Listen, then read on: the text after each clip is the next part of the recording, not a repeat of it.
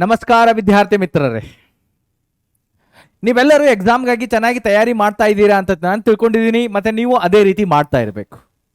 Because ನಾವೆಲ್ಲರೂ ಒಂದು promise ಮಾಡಿದ್ದೀವಿ. ನಾನು ನಿಮ್ಮ ಜೊತೆಗಿದ್ದೀನಿ. 2023ರಲ್ಲಿ ಬರೋ ನೀಟ್ ಎಕ್ಸಾಮ್ ಇದೆಯಲ್ಲ, ಅದು ಇಷ್ಟು ಚೆನ್ನಾಗಿ ಮಾಡಬೇಕಾಗಿದೆ. ರಿಸಲ್ಟ್ ಬರೋಕ್ಕಿಂತ ಮುಂಚೆನೆ ನೀವು ಪಾರ್ಟಿಗೆ ರೆಡಿ ಆಗಿರಬೇಕು. ರಿಸಲ್ಟ್ಗಿಂತ ಮುಂಚೆನೆ ನೀವು ಟಿಮ್ ಆಗಿರಬೇಕು. ಅದಕ್ಕಾಗಿ ಹೆಚ್ಚಿಗೆ ಕ್ವಶನ್ಸ್ ಅನ್ನ ಸಾಲ್ವ್ ಮಾಡ್ತಿರ್ಬೇಕು. ಮತ್ತೆ ಈ ದಿನ ನಾನು ನಿಮ್ ಜೊತೆಗೆ ಡಿಸ್ಕಸ್ ಮಾಡ್ಲಿಕ್ಕೆ ಬಂದಿದ್ದೀನಿ second chapter of ecology unit. ಅದು ಇಕೋಸಿಸ್ಟಮ್ ಚಾಪ್ಟರ್. ಬಹಳ ಜನರಲ್ ಆಗಿದೆ, ಬಹಳ ಸುಲಭವಾಗಿದೆ. ಆದ್ರೂ ಕೂಡ ಈ ಚಾಪ್ಟರ್ ಇಂದ ಕೂಡ ನೀವು ಕ್ವಶನ್ಸ್ ಅನ್ನ ಎಕ್ಸ್ಪೆಕ್ಟ್ ಮಾಡ್ತೀರಾ ಎಕ್ಸಾಮ್ ಅಲ್ಲಿ. ಇದರಿಂದ ಕೂಡ ಎಕ್ಸಾಮ್ ಅಲ್ಲಿ ಕ್ವಶನ್ ಬರುತ್ತೆ. ಬಹಳ ಸಿಂಪಲ್ ಆಗಿದೆ. ಬಿಕಾಸ್ ಇದರಲ್ಲಿರುವ ಕಾನ್ಸೆಪ್ಟ್ ಇದೆಯಲ್ಲ, ಈ ಇಕೋಸಿಸ್ಟಮ್ ಚಾಪ್ಟರ್ ಅಲ್ಲಿರುವ ಕಾನ್ಸೆಪ್ಟ್ ಇದೆಯಲ್ಲ, ಇದನ್ನ ನೀವು ಸ್ಕೂಲ್ ಲೆವೆಲ್ ಇಂದನೂ ಕಲಿತಾ ಬಂದಿದ್ದೀರಾ. ಅದೇ ಕಾನ್ಸೆಪ್ಟ್ ಅನ್ನ ಇಲ್ಲಿ ಮುಂದುವರಿಯೋದು ಅಷ್ಟೇ. ಕೆಲವೊಂದು ಎಕ್ಸಾಂಪಲ್ ಹೆಚ್ಚಿಗೆ ಬರುತ್ತೆ. Otherwise all these concept you already learn in your school classes. ಅದನ್ನೇ ಇಲ್ಲಿ ಒಂದ್ಸಲ ನೋಡೋಣ. ಓಕೆ, ಸೊ ಫಸ್ಟ್ ಈ ಚಾಪ್ಟರ್ ಅಲ್ಲಿ ಏನ್ ಕವರ್ ಮಾಡೋದು, topic, what are the topic to be covered. ಒಂದು ಇಕೋಸಿಸ್ಟಮ್ ಸ್ಟ್ರಕ್ಚರ್ ಅಂಡ್ ಫಂಕ್ಷನ್ಸ್ ಏನಿರುತ್ತೆ. What is productivity, decomposition and energy flow ಅಂದ್ರೆ ಏನು. ಬೇರೆ ಬೇರೆ ತರದ ಎಕಾಲಜಿಕಲ್ ಪಿರಾಮಿಡ್ಸ್ಗಳು ಯಾವುದು. Ecological succession and nutrient cycling ನೋಡೋಣ. ಅದರ ಜೊತೆಗೆ ಇಕೋಸಿಸ್ಟಮ್ ಸರ್ವಿಸಸ್ ಏನಿದೆ ಅದು ಕೂಡ ನೋಡೋಣ. ಸೊ ಫಸ್ಟ್ ನೋಡಿ, ಹಾಗಾದ್ರೆ ಎಕೋಸಿಸ್ಟಮ್ ಅದರ ಡೆಫಿನೇಷನ್ ನೋಡೋಣ. The term ecosystem was first time given by a scientist Tansley. ಮೊದಲ ಬಾರಿಗೆ ಈ ಇಕೋಸಿಸ್ಟಮ್ ಅನ್ನ ಇಂಟ್ರೊಡ್ಯೂಸ್ ಮಾಡಿದವರು, ಈ ಟರ್ಮ್ ಅನ್ನ ಇಂಟ್ರೊಡ್ಯೂಸ್ ಮಾಡಿದವರು ಟ್ಯಾನ್ಸ್ಲಿ. ಆಲ್ರೆಡಿ ನಾವು ನೋಡಿದೀವಿ. ಇದಕ್ಕಿಂತ ಮುಂಚೆ ಚಾಪ್ಟರ್ ಅಲ್ಲಿ ಇಕೋಸಿಸ್ಟಮ್ ಅಂದ್ರೆ ಏನು ನೋಡಿದೀವಿ. What is this ecosystem? It is the interaction between biotic and abiotic components. Or we can say ecosystem is nothing but interaction between the living organisms and their surrounding environment. Living organisms ಗಳು ಏನಿದಾವೆ, ಅವುಗಳ surrounding environment ಏನಿದೆ, ಅವುಗಳ ಮಧ್ಯೆ ಏನು interaction ಇರುತ್ತಲ್ಲ, ಅದು ecosystem. ಇಲ್ಲಿ ನೋಡಿಲಿ, it is ecosystem is nothing but it is the interaction between biotic and abiotic components in a given habitat. ಅದನ್ನ ಇಕೋಸಿಸ್ಟಮ್ ಅಂತ ಹೇಳ್ತೀವಿ. Then two types of global or biosphere ecosystems are present. ಈ world ಇದೆಯಲ್ಲ, planet earth ಅಥವಾ biosphere earth ಇದೆಯಲ್ಲ, ಆ globe ಅಂತ ಹೇಳ್ತೀವಿ. ಇದರಲ್ಲಿ ಎರಡು ತರಹದ ಇಕೋಸಿಸ್ಟಮ್ಗಳಾಗಿ ಡಿವೈಡ್ ಮಾಡ್ತೀವಿ. What are the two types of ecosystem? ಒಂದು terrestrial ecosystem and another one ಇದೆ ಅಕ್ವಾಟಿಕ್ ಇಕೋಸಿಸ್ಟಮ್ ಅಂತ ಹೇಳ್ತೀವಿ. ಟೆರೆಸ್ಟ್ರಿಯಲ್ ಇಕೋಸಿಸ್ಟಮ್ಗೆ ಎಕ್ಸಾಂಪಲ್ ಇದೆ forest, grassland, deserts, they are the example. Aquatic ಇಕೋಸಿಸ್ಟಮ್ಗೆ ಎಕ್ಸಾಂಪಲ್ಗಳೇನು? ಅಕ್ವಾಟಿಕ್ ಅಂದ್ರೆ ವಾಟರ್ ಬಾಡಿ, ನೀರಿಂದ ಕೂಡಿರುವಂತಹ ಇಕೋಸಿಸ್ಟಮ್ಗಳು. ಬಿಕಾಸ್ ನೀರಿನಲ್ಲೂ ಕೂಡ ಜೀವಿಗಳಿರ್ತವೆ. So what are the example for this aquatic ecosystem? Pond, sea, oceans, they are the best example for aquatic ecosystem. Next, there are two types of ecosystem with respect to human interference. ಆ ecosystem ಅಲ್ಲಿ human interference ಇದೆಯೋ ಅಥವಾ ಇಲ್ಲೋ ಅದರ ಆಧಾರದ ಮೇಲೆ ಎರಡು ತರದ ಇಕೋಸಿಸ್ಟಮ್ಗಳನ್ನ ಡಿವೈಡ್ ಮಾಡ್ತೀವಿ. ಅವು ಒಂದು ನ್ಯಾಚುರಲ್ ಇಕೋಸಿಸ್ಟಮ್ ಅಂಡ್ ಏನದರ್ ಒನ್ ಇದೆ ಆಂಥ್ರೋಪೋಜೆನಿಕ್ ಇಕೋಸಿಸ್ಟಮ್ ಅಂತ ಹೇಳ್ತೀವಿ. ನ್ಯಾಚುರಲ್ ಅಂದ್ರೆ it develops naturally without any interference with the human being. ಅದು ನ್ಯಾಚುರಲ್ ಆಗೇ ಡೆವಲಪ್ ಆಗ್ತಾ ಇರುತ್ತೆ. So that we can set is A natural ecosystem ಅಂತ ಹೇಳ್ತೀವಿ. Best example forest, reverse, they are the example for natural ecosystem. Anthropogenic ecosystem ಅಂದ್ರೆ ಏನು? It is a man made ecosystem ಅಂತ ಹೇಳ್ತೀವಿ. It develops due to the human interference. It is under the control of human activity. Human ಆ ecosystem development ಅನ್ನ regulate ಮಾಡ್ತಿರ್ತಾರೆ. So that we can say anthropogenic ecosystem ಅಂತ ಹೇಳ್ತೀವಿ. Or it is a man made ecosystem ಅಂತ ಹೇಳ್ತೀವಿ. Example ಯಾವ್ದು ನೋಡಿ? Industrial area, aquarium, garden or even agriculture field, they are the best example for anthropogenic ecosystem ಅಂತ ಹೇಳ್ತೀವಿ. Then general characteristics of man made ecosystem or anthropogenic ecosystem ಅಂತ ಹೇಳ್ತೀವಿ. Man made ecosystem ಇದೆಯಲ್ಲ, because it is that ecosystem development is regulated by the human being. ಅದಕ್ಕೆ ನಾವು anthropogenic ಅಂತ ಹೇಳ್ತಾ ಇದೀವಿ. ಅದರ ಕ್ಯಾರೆಕ್ಟರ್ಸ್ ಏನಿರುತ್ತೆ? ಒಂದು ನೋ ಸೆಲ್ಫ್ ರೆಗ್ಯುಲೇಟರಿ ಸಿಸ್ಟಮ್. ಆ ಇಕೋಸಿಸ್ಟಮ್ಗೆ ತನ್ನಷ್ಟಕ್ಕೆ ತಾನೇ ರೆಗ್ಯುಲೇಟ್ ಮಾಡುವ ರೆಗ್ಯುಲೇಟರಿ ಸಿಸ್ಟಮ್ ಇರೋದಿಲ್ಲ. ಬಿಕಾಸ್ ಅದನ್ನ ಕಂಟ್ರೋಲ್ ಮಾಡೋರು ಹ್ಯೂಮನ್ ಬೀಯಿಂಗ್. ಲಿಟಲ್ ಡೈವರ್ಸಿಟಿ, ಅಲ್ಲಿ ಡೈವರ್ಸಿಟಿ ಕಡಿಮೆ ಇರುತ್ತೆ. High productivity and little cycling of nutrients. ಒಂದು ಉದಾಹರಣೆ ನೋಡೋಣ ಇದಕ್ಕೆ. Okay, agriculture field itself is a one man-made ecosystem, or agriculture field is the largest anthropogenic ecosystem ಅಂತ ಹೇಳ್ತೀವಿ.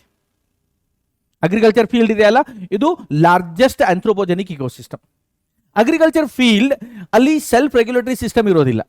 ಅದಕ್ಕೆ ಅಲ್ಲಿರುವ ಪ್ಲಾಂಟ್ಸ್ ಇರುತ್ತಲ್ಲ, ಅವುಗಳಿಗೆ ನೀರು ಯಾವಾಗ ಹಾಕಬೇಕು, ಎಷ್ಟು ಸನ್ಲೈಟ್ ಬೇಕು, ಟೆಂಪರೇಚರ್ ಎಷ್ಟು ಮೇಂಟೈನ್ ಮಾಡಬೇಕು, ಯಾವುದು ಮಿನರಲ್ ನ್ಯೂಟ್ರಿಷನ್ ಸಪ್ಲೈ ಮಾಡಬೇಕು, ಅದೆಲ್ಲವೂ ಹ್ಯೂಮನ್ ರೆಗ್ಯುಲೇಟ್ ಮಾಡ್ತಿರ್ತಾರೆ. The next little diversity. ಈಗ ಅಗ್ರಿಕಲ್ಚರ್ ಕ್ರಾಪ್ ಫೀಲ್ಡ್ ಏನಿರುತ್ತೆ ಅದು ಪ್ರಾಫಿಟ್ಗಾಗಿ ಮೇಂಟೈನ್ ಮಾಡ್ತಿರ್ತೀವಿ. ಸೊ ಅಲ್ಲಿ ಒಂದು ಲಾರ್ಜ್ ಅಗ್ರಿಕಲ್ಚರ್ ಫೀಲ್ಡ್ ಇದ್ರೆ hardly 1 or 2 types of plants ಅಷ್ಟೇ ಇರುತ್ತೆ. Countable number of varieties of plants ಇರುತ್ತೆ. ಅಲ್ಲಿ ಡಿಫ್ರೆಂಟ್ ವೆರೈಟೀಸ್ ಆಫ್ ಪ್ಲಾಂಟ್ಸ್ ಇರೋದಿಲ್ಲ, only countable number of varieties of plants ಇರುತ್ತೆ. ಸೊ ಅಲ್ಲಿ ಡೈವರ್ಸಿಟಿ ಕಡಿಮೆ ಇದೆ. ಇವನ್ ಸಿಂಪಲ್ ಫುಡ್ ಚೈನ್ ಪ್ಲಾಂಟ್ಸ್ ಇದೆ, ಕ್ರಾಪ್ ಪ್ಲಾಂಟ್ ಇದೆ. ಕ್ರಾಪ್ ಪ್ಲಾಂಟ್ಗೆ ತಿನ್ಲಿಕ್ಕೆ ಕೆಲವೊಂದು ಬಟರ್ಫ್ಲೈಸ್, ಕೆಲವೊಂದು ಇನ್ಸೆಕ್ಟ್ ಇರುತ್ತೆ, ಅವುಗಳನ್ನು ತಿನ್ಲಿಕ್ಕೆ ಕೆಲವೊಂದು ಬರ್ಡ್ಸ್ ಅಷ್ಟೇ. ಅಲ್ಲಿ ಕಾಂಪ್ಲೆಕ್ಸ್ ಫುಡ್ ಚೈನ್ ಅಥವಾ ಫುಡ್ ವೆಬ್ ವರ್ಕ್ ಮಾಡೋದೇ ಇಲ್ಲ. ಅಲ್ಲಿ ಸಿಂಪಲ್ ಫುಡ್ ಚೈನ್ ಕೆಲಸ ಮಾಡ್ತಾ ಇರುತ್ತೆ. ನೆಕ್ಸ್ಟ್ ಅದರ ಪ್ರೊಡಕ್ಟಿವಿಟಿ ಮಾತ್ರ ಬಹಳ ಹೆಚ್ಚಿಗೆ ಇರುತ್ತೆ. Compare to the natural ecosystem, the productivity of anthropogenic ecosystem is very high. Because ಅಲ್ಲಿ ಅಗ್ರಿಕಲ್ಚರ್ ಫೀಲ್ಡ್ ನಾವು ಎಂತಕ್ಕೆ ಮೇಂಟೈನ್ ಮಾಡ್ತೀವಿ? Because to get the more and more yield. ಜಾಸ್ತಿ ಈ ಕಡಿಮೆ ಟೈಮಲ್ಲಿ ಜಾಸ್ತಿ ಈಲ್ಡ್ ಬರಬೇಕಂದ್ರೆ ಎಷ್ಟು ಪ್ರಮಾಣದಲ್ಲಿ ನೀರು ಕೊಡಬೇಕು, ಯಾವ ಥರದ ಮಿನರಲ್ ನ್ಯೂಟ್ರಿಯೆಂಟ್ ಸಪ್ಲೈ ಮಾಡಬೇಕು, ಎಷ್ಟು ಸಾಯಿಲ್ ಫರ್ಟಿಲಿಟಿ ಮೇಂಟೈನ್ ಮಾಡಬೇಕು, ಯಾವ ಥರದ ಸಾಯಿಲ್ pH ಇರಬೇಕು, ಅದೆಲ್ಲವೂ ರೆಗ್ಯುಲೇಟ್ ಆಗ್ತಾ ಇರುತ್ತೆ. So therefore the productivity is very high and little cycling of nutrients. ಒಂದು ಕ್ರಾಪ್ ಅನ್ನ ಹಾರ್ವೆಸ್ಟ್ ಮಾಡಿದ ಮೇಲೆ ಅದರಲ್ಲಿರುವ ನ್ಯೂಟ್ರಿಯೆಂಟ್ಸ್ ಇರುತ್ತಲ್ಲ, ಸಾಯಿಲ್ ನ್ಯೂಟ್ರಿಯೆಂಟ್ಸ್ ಇರ್ತಲ್ಲ, ಅದು ಆಲ್ಮೋಸ್ಟ್ ಎಲ್ಲವೂ ಮುಗಿದೋಗಿರುತ್ತೆ. ಮತ್ತೆ ಹೊಸ ಕ್ರಾಪ್ ಅಲ್ಲಿ ನಾವು ಗ್ರೋ ಮಾಡಬೇಕಂದ್ರೆ ಮತ್ತೆ ಫರ್ಟಿಲೈಸರ್ಸ್ ಆ್ಯಡ್ ಮಾಡ್ತಿರ್ತೀವಿ. ಸೊ ಅಲ್ಲಿ ನ್ಯೂಟ್ರಿಯೆಂಟ್ ಸೈಕ್ಲಿಂಗ್ ಆಗೋದಿಲ್ಲ. ನ್ಯಾಚುರಲ್ ಇಕೋಸಿಸ್ಟಮ್ ಅಲ್ಲಿ ಬಹಳ ನ್ಯೂಟ್ರಿಯೆಂಟ್ ಸೈಕ್ಲಿಂಗ್ ಆಗ್ತಾ ಇರುತ್ತೆ. But in case of anthropogenic ecosystem little cycling of nutrients ಇರುತ್ತೆ. And the largest man made ecosystem is, ಆ largest anthropogenic ecosystem is agriculture field. ಇದನ್ನ ನೆನ್ಪಿಟ್ಕೊಳ್ಳಿ, ಇಂಪಾರ್ಟೆಂಟ್ ಇದೆ. ನೆಕ್ಸ್ಟ್ ಆಗಾದ್ರೆ ನೋಡೋಣ, there are 2 components of ecosystem. Ecosystem ಅಲ್ಲಿ 2 component ಇದೆ, ಅವುಗಳ ಮಧ್ಯೆ ಇಂಟರಾಕ್ಷನ್ ನಡೀತಾ ಇದೆ. What are the 2 components of ecosystem? They are, one is biotic component and another one is a abiotic component ಅಂತ ಹೇಳ್ತೀವಿ. There are 2 types of components in the ecosystem. One is abiotic component and another one is a biotic component. Abiotic component ಯಾವ್ದು ಬರುತ್ತೆ? They may be climatic factors, they may be edaphic factors or even topographic factors ಅಂತ ಹೇಳ್ತೀವಿ. Climatic factors ಅಲ್ಲಿ ಏನು ಬರುತ್ತೆ? Already first chapter ನೋಡಿದೀವಿ ನೋಡಿ, organisms and population chapter ನೋಡಿದೀವಿ. ಕ್ಲೈಮ್ಯಾಟಿಕ್ ಫ್ಯಾಕ್ಟರ್ಸ್ ಅಲ್ಲಿ we can get sunlight, temperature, water and even soil. They are the best example for climatic factors. Edaphic factors ಅಲ್ಲಿ ಸಾಯಿಲ್ ಫರ್ಟಿಲಿಟಿ ಹೆಂಗಿದೆ, soil porosity ಹೆಂಗಿದೆ. Then topographic factor, landscape, altitude, latitude of the soil. So physical nature of the soil, ಇದೆಲ್ಲವೂ concept ಇದೆಯಲ್ಲ, that is part of topographic factor. Then biotic component, it includes mainly 3 groups. ಇದರಲ್ಲಿ 3 ಗ್ರೂಪ್ಸ್ಗಳು ಬರುತ್ತೆ. There are 3 groups in the biotic component.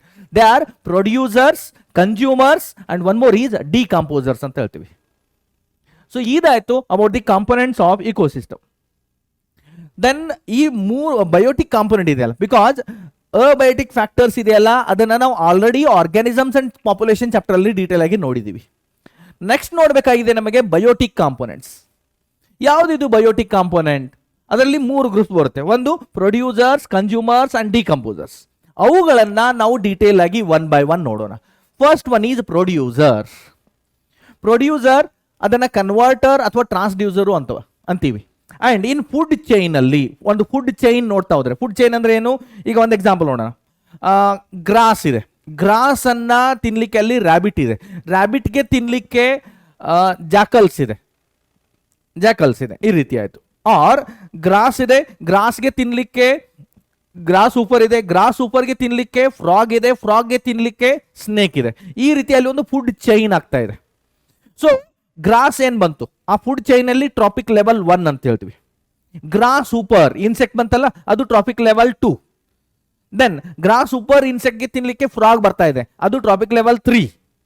And ಫ್ರಾಗ್ಗೆ ತಿನ್ಲಿಕ್ಕೆ ಅಲ್ಲಿ snake ಬರ್ತಾ ಇದೆ, ಅದು ಟ್ರಾಪಿಕ್ ಲೆವೆಲ್ 4 ಬರುತ್ತೆ. ಈ ರೀತಿ ಫುಡ್ ಚೈನ್ ಮೇಂಟೈನ್ ಆಗ್ತಾ ಇದೆ. ಸೊ ಪ್ರೊಡ್ಯೂಸರ್ಸ್ ಇಲ್ಲಿ T1 ಬರ್ದಿದ್ದೀನಿ, ಅಂದ್ರೆ trophic level 1. They are the converters or transducers ಅಂತ ಹೇಳ್ತೀವಿ. ನೆಕ್ಸ್ಟ್ ಪ್ರೊಡ್ಯೂಸರ್ಸ್ ಏನ್ ಮಾಡುತ್ತೆ, they are the photosynthetic organisms, they are generally autotrophs or plants ಇರುತ್ತೆ. They are the photoautotrophs ಅಂತ ಕೂಡ ಹೇಳ್ಬೋದು. They convert light energy into a chemical energy. ಅವು photosynthesis ಮಾಡ್ತಾ ಇದೆ ಅಂದ್ರೆ ಏನ್ ಮಾಡುತ್ತೆ, they convert light energy into chemical energy. So light ಅನ್ನ ಟ್ರ್ಯಾಪ್ ಮಾಡಿ ಅಲ್ಲಿ ಗ್ಲೂಕೋಸ್ ಸಿಂಥಸೈಸ್ ಮಾಡ್ತಾ ಇದೆ. So therefore producers are also ನೋಡಿದೆ ಕನ್ವರ್ಟರ್ಸ್ ಅಂತ ಹೇಳ್ತೀವಿ. Or they transfer the physical energy or light energy into a chemical energy. ಅದಕ್ಕಾಗಿ ಅವನ್ನ ಟ್ರಾನ್ಸ್ಡ್ಯೂಸರ್ಸ್ ಅಂತ ಕೂಡ ಕರಿತೀವಿ. ಎಕ್ಸಾಂಪಲ್ ನೋಡೋಣ, ಪ್ರೊಡ್ಯೂಸರ್ಸ್ ಇನ್ ಟೆರೆಸ್ಟ್ರಿಯಲ್ ಇಕೋಸಿಸ್ಟಮ್ಗೆ ಎಕ್ಸಾಂಪಲ್ ಇದೆ herbivorous plants or woody plants ಆಗುತ್ತೆ. If it is a aquatic ecosystem ಇದ್ರೆ example for producers are aquatic ecosystem ಅಲ್ಲಿ algae, phytoplanktons, they may be floating plants, submerged plants or marginal. Marginal ಅಂದ್ರೆ ಒಂದು water body ಇದೆ, ಅದರ bank ಅಲ್ಲಿ, bank ಅಂದ್ರೆ ಆ ವಾಟರ್ ಬಾಡಿಯ ಸುತ್ತಲೂ ಪ್ಲಾಂಟ್ಸ್ಗಳು ಗ್ರೋತ್ ಆಗಿರುತ್ತಲ್ಲ, ಸೊ ಅವು ಮಾರ್ಜಿನಲ್ ಪ್ಲಾಂಟ್ಸ್ ಅಂತ ಹೇಳ್ತೀವಿ. So these are the example for aquatic plants are producers of aquatic ecosystem. Next second group of biotic communities ಬರುತ್ತೆ, that is a consumers. Consumers are mainly or directly or indirectly that depends on producers. Directly or indirectly that depends on producers. ಸ್ವಂತಕ್ಕೆ ತನ್ನಷ್ಟಕ್ಕೆ ತಾನೇ ಅವು food synthesize ಮಾಡ್ಕೊಳ್ಳೋದಿಲ್ಲ. So therefore producers are heterotrophs ಅಂತ ಹೇಳ್ತೀವಿ. For food depends on producers. ಫುಡ್ಗಾಗಿ producers ಮೇಲೆ depend ಆಗಿರುತ್ತೆ. Either it may be directly or indirectly. ಅದರಲ್ಲೂ ಕೂಡ ಮತ್ತೆ ಬೇರೆ ಬೇರೆ ಗ್ರೂಪ್ನ ಕನ್ಸ್ಯೂಮರ್ಸ್ ಬರುತ್ತೆ. ಒಂದು primary consumer, secondary consumer, then tertiary consumer, ಈ ರೀತಿ ಬೇರೆ ಬೇರೆ ಲೆವೆಲ್ಸ್ಗಳು ಬರ್ತಾ ಹೋಗುತ್ತೆ. ಸೊ ನೋಡೋಣ, ಪ್ರೈಮರಿ ಕನ್ಸ್ಯೂಮರ್ ಶಾರ್ಟ್ಕಟ್ ಅಲ್ಲಿ PC ಅಂತ ಬರ್ತಿದ್ದೀನಿ, ಆರ್ ಫಸ್ಟ್ ಆರ್ಡರ್ ಕನ್ಸ್ಯೂಮರ್ ಅಂತ ಹೇಳ್ತೀವಿ, R we can say trophic level T2 ಅಂದ್ರೆ trophic level 2. Producers are the trophic level 1 and primary consumers they are nothing but tropic level 2 bantu, or these are also referred as a herbivores anta ಹೇಳ್ತೀವಿ. We can also say them as a herbivores. ಹಾಗಾದ್ರೆ ಏನಿದು, the directly feed on producers. Producers ಅಂದ್ರೆ plants ಗಳನ್ನ ತಿಂದು ಇವು ಬದುಕ್ತಾ ಇರ್ತವೆ. They convert plant matter into a animal matter. ಈ ಹರ್ಬಿವರಸ್ ಅನಿಮಲ್ಸ್ ಇದೆಯಲ್ಲ, ಏನ್ ಮಾಡುತ್ತಾವು, ಅವು ಪ್ಲಾಂಟ್ ಮ್ಯಾಟರ್ ಅನ್ನ ಅನಿಮಲ್ ಮ್ಯಾಟರ್ ಆಗಿ ಕನ್ವರ್ಟ್ ಮಾಡುತ್ತೆ. ಪ್ಲಾಂಟ್ ಎನರ್ಜಿಯನ್ನ ಅನಿಮಲ್ ಎನರ್ಜಿಯಾಗಿ ಕನ್ವರ್ಟ್ ಮಾಡ್ತಿರುತ್ತೆ. Therefore they are known as a key industry animals ಅಂತ ಹೇಳ್ತೀವಿ. The herbivores are primary consumers, they convert plant matter into a animal matter. Therefore they are known as a key industry animals ಅಂತ ಹೇಳ್ತೀವಿ. And example for these herbivores or primary consumers are in terrestrial ecosystem, cow, goat, deer, horse, they are the example. In aquatic ecosystem, mollusk, then mosquito larvae or tadpoles, etc. These are mollusca anta bekadre barkolli illi. Mollusca, mosquito larvae and tadpoles. So these are the some important example. Next, secondary consumers ಅಂದ್ರೆ next ಈ consumers ಅಲ್ಲೇ ನೋಡೋಣ. Next group secondary consumers or secondary consumers ಅಂದ್ರೆ ಏನು, ಇವು herbivores ಅನ್ನ ತಿಂತಾ ಇರುತ್ತೆ, ಆರ್ ಅಂದ್ರೆ ಬೇರೆ ಅನಿಮಲ್, ಹರ್ಬಿವೋರಸ್ ಅನಿಮಲ್ಸ್ ಗಳನ್ನ ತಿಂತಾ ಇದೆ. ಸೊ ಇದಕ್ಕೆ ಪ್ರೈಮರಿ ಕಾರ್ನಿವೋರ್ ಅಂತ ಹೇಳ್ಬೋದು. And these are belongs to the group that is a trophic level 3, T3 ಅಂತ ಬರ್ದಿದ್ದೀನಿ, ಅಂದ್ರೆ ಟ್ರಾಪಿಕ್ ಲೆವೆಲ್ 3. ಇವುಗಳಿಗೆ ಎಕ್ಸಾಂಪಲ್ಸ್ ಯಾವ್ದು ನೋಡಿ, ಟೆರೆಸ್ಟ್ರಿಯಲ್ ಇಕೋಸಿಸ್ಟಮ್ ಅಲ್ಲಿ primary carnivore or there is a secondary consumer example lizards, toads, centipedes, ಇದೆಲ್ಲ example ಬರುತ್ತೆ. Aquatic ecosystem ಅಲ್ಲಿ hydra, frog, some fishes, they are the examples. Next ಅದಾದ ನಂತರ ಕನ್ಸ್ಯೂಮರ್ಸ್ ಅಲ್ಲಿ ನೆಕ್ಸ್ಟ್ ಗ್ರೂಪ್ ಬರುತ್ತೆ, that is a tertiary consumers or TC ಅಂತ ಹೇಳ್ತಾ ಇದ್ದೀನಿ, or we can say secondary carnivore ಅಂತ ಕೂಡ ಹೇಳ್ಬೋದು.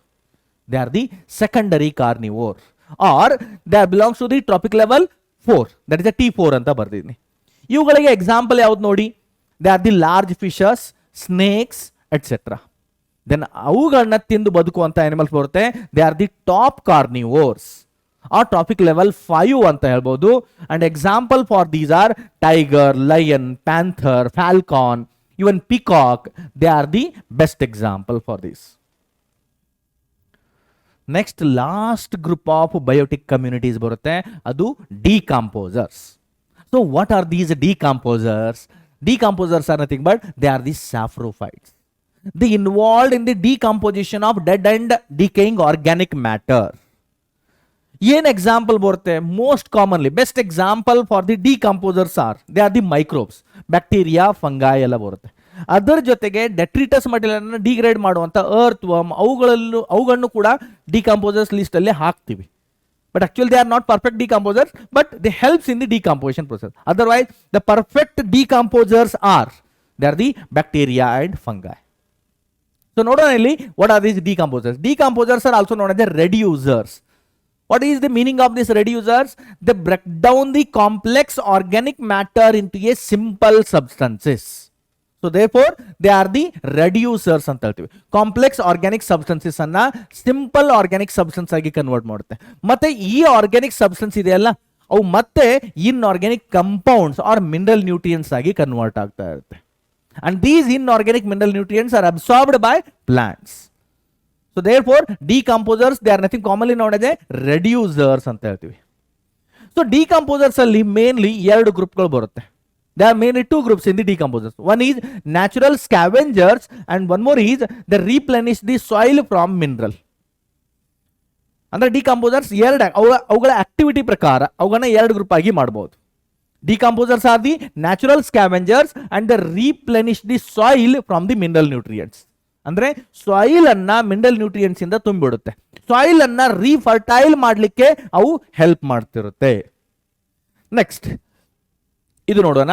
Decomposers they are again categorized into three groups or the organism or the animals which are involved in the decomposition process. They are categorized into three groups. What are they? They are the parasites, detritivores and scavengers ಅಂತ ಹೇಳ್ಬೋದು. ಯಾವುದು parasites? They are the bacteria, fungi, protozoa. They are the best example for parasites. ಈಗ bacteria and fungi no doubt they are involved in the decomposition. Protozoa how it is example? Some of the protozoa malarial parasite ಇದೆ. Okay, plasmodium species ಅಂತ ಹೇಳ್ತೀವಿ malarial parasite. So ಈ protozoa ಇದೆಯಲ್ಲ ಏನ್ ಮಾಡುತ್ತೆ? Flesh and ನಮ್ಮ blood ಮೇಲೆ feed ಮಾಡುತ್ತೆ. ಬ್ಲಡ್ ಸೆಲ್ಸ್ ಅನ್ನ ಅಥವಾ ಬ್ಲಡ್ ಕಾಂಪೋನೆಂಟ್ ಅನ್ನ ಬ್ರೇಕ್ ಡೌನ್ ಮಾಡಲಿಕ್ಕೆ, ಬ್ಲಡ್ ಪ್ರೋಟೀನ್ ಅನ್ನ ಬ್ರೇಕ್ ಡೌನ್ ಮಾಡಲಿಕ್ಕೆ ಇವು ಹೆಲ್ಪ್ ಮಾಡ್ತಿರುತ್ತೆ. Break down complex organic matter ಅನ್ನ ಬ್ರೇಕ್ ಡೌನ್ ಮಾಡೋದು ಅಂದ್ರೆ ಅದು part of decomposition only. So these are the parasites. The next detritivores ಅಂದ್ರೆ ಏನು? The organisms which feed on detritus. Detritus ಅಂದ್ರೆ dead and decaying matter. The organisms which feed on detritus they are known as a detrivores ಅಂತ ಹೇಳ್ತೀವಿ. Example earthworm and termites are the best example. Scavengers ಅಂದ್ರೆ ಏನು? The organisms which feed on dead organisms or dead animals or even injured body of animals. The organisms or the animals which feed on dead animals or injured body of animals. ಸತ್ತಂತ ಪ್ರಾಣಿಗಳನ್ನ ತಿನ್ನುವ ಅಥವಾ injury ಆಗಿರುವಂತ ಪ್ರಾಣಿಗಳನ್ನ ತಿನ್ನುವಂತ ಜೀವಿಗಳಿಗೆ ನಾವು scavengers ಅಂತ ಕರಿತೀವಿ.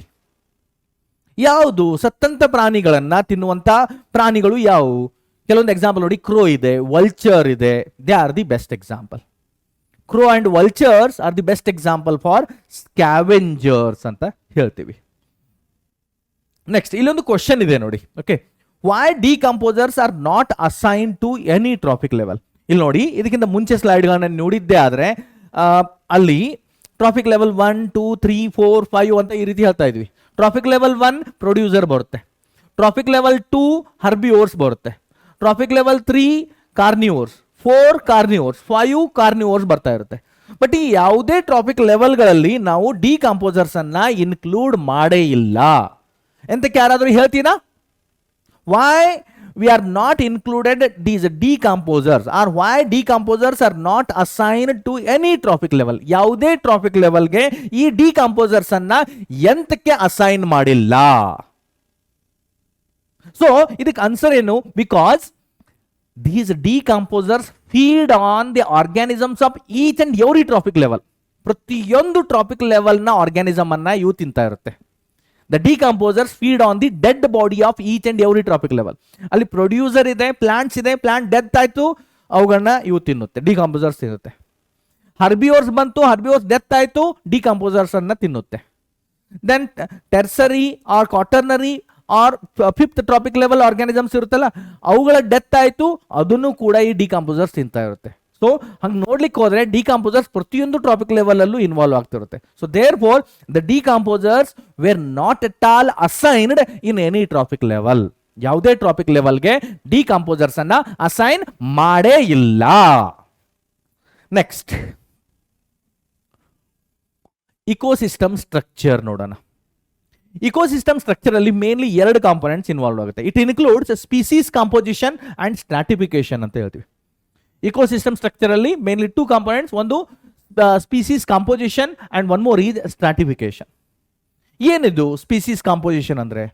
Species composition is nothing but it is the identification and enumeration of plants and animal species.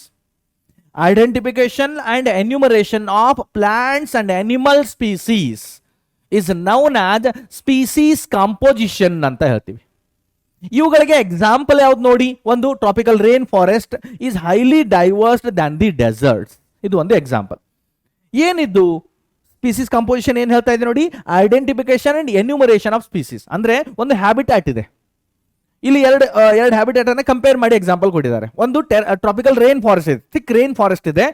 So ಅಲ್ಲಿ ಸ್ಪೀಸೀಸ್ ಡೈವರ್ಸಿಟಿ ಎಷ್ಟಿದೆ, ಯಾವ್ಯಾವ ಸ್ಪೀಸೀಸ್ ಅಲ್ಲಿ ಸಿಗುತ್ತೆ ಅದನ್ನ ಐಡೆಂಟಿಫೈ ಮಾಡೋದು, ಮತ್ತೆ ಸ್ಪೀಸೀಸ್ ಡೈವರ್ಸಿಟಿ ಅಥವಾ ಅಬಂಡೆನ್ಸ್ ಎಷ್ಟಿದೆ ಅದನ್ನ ನೋಡೋದು.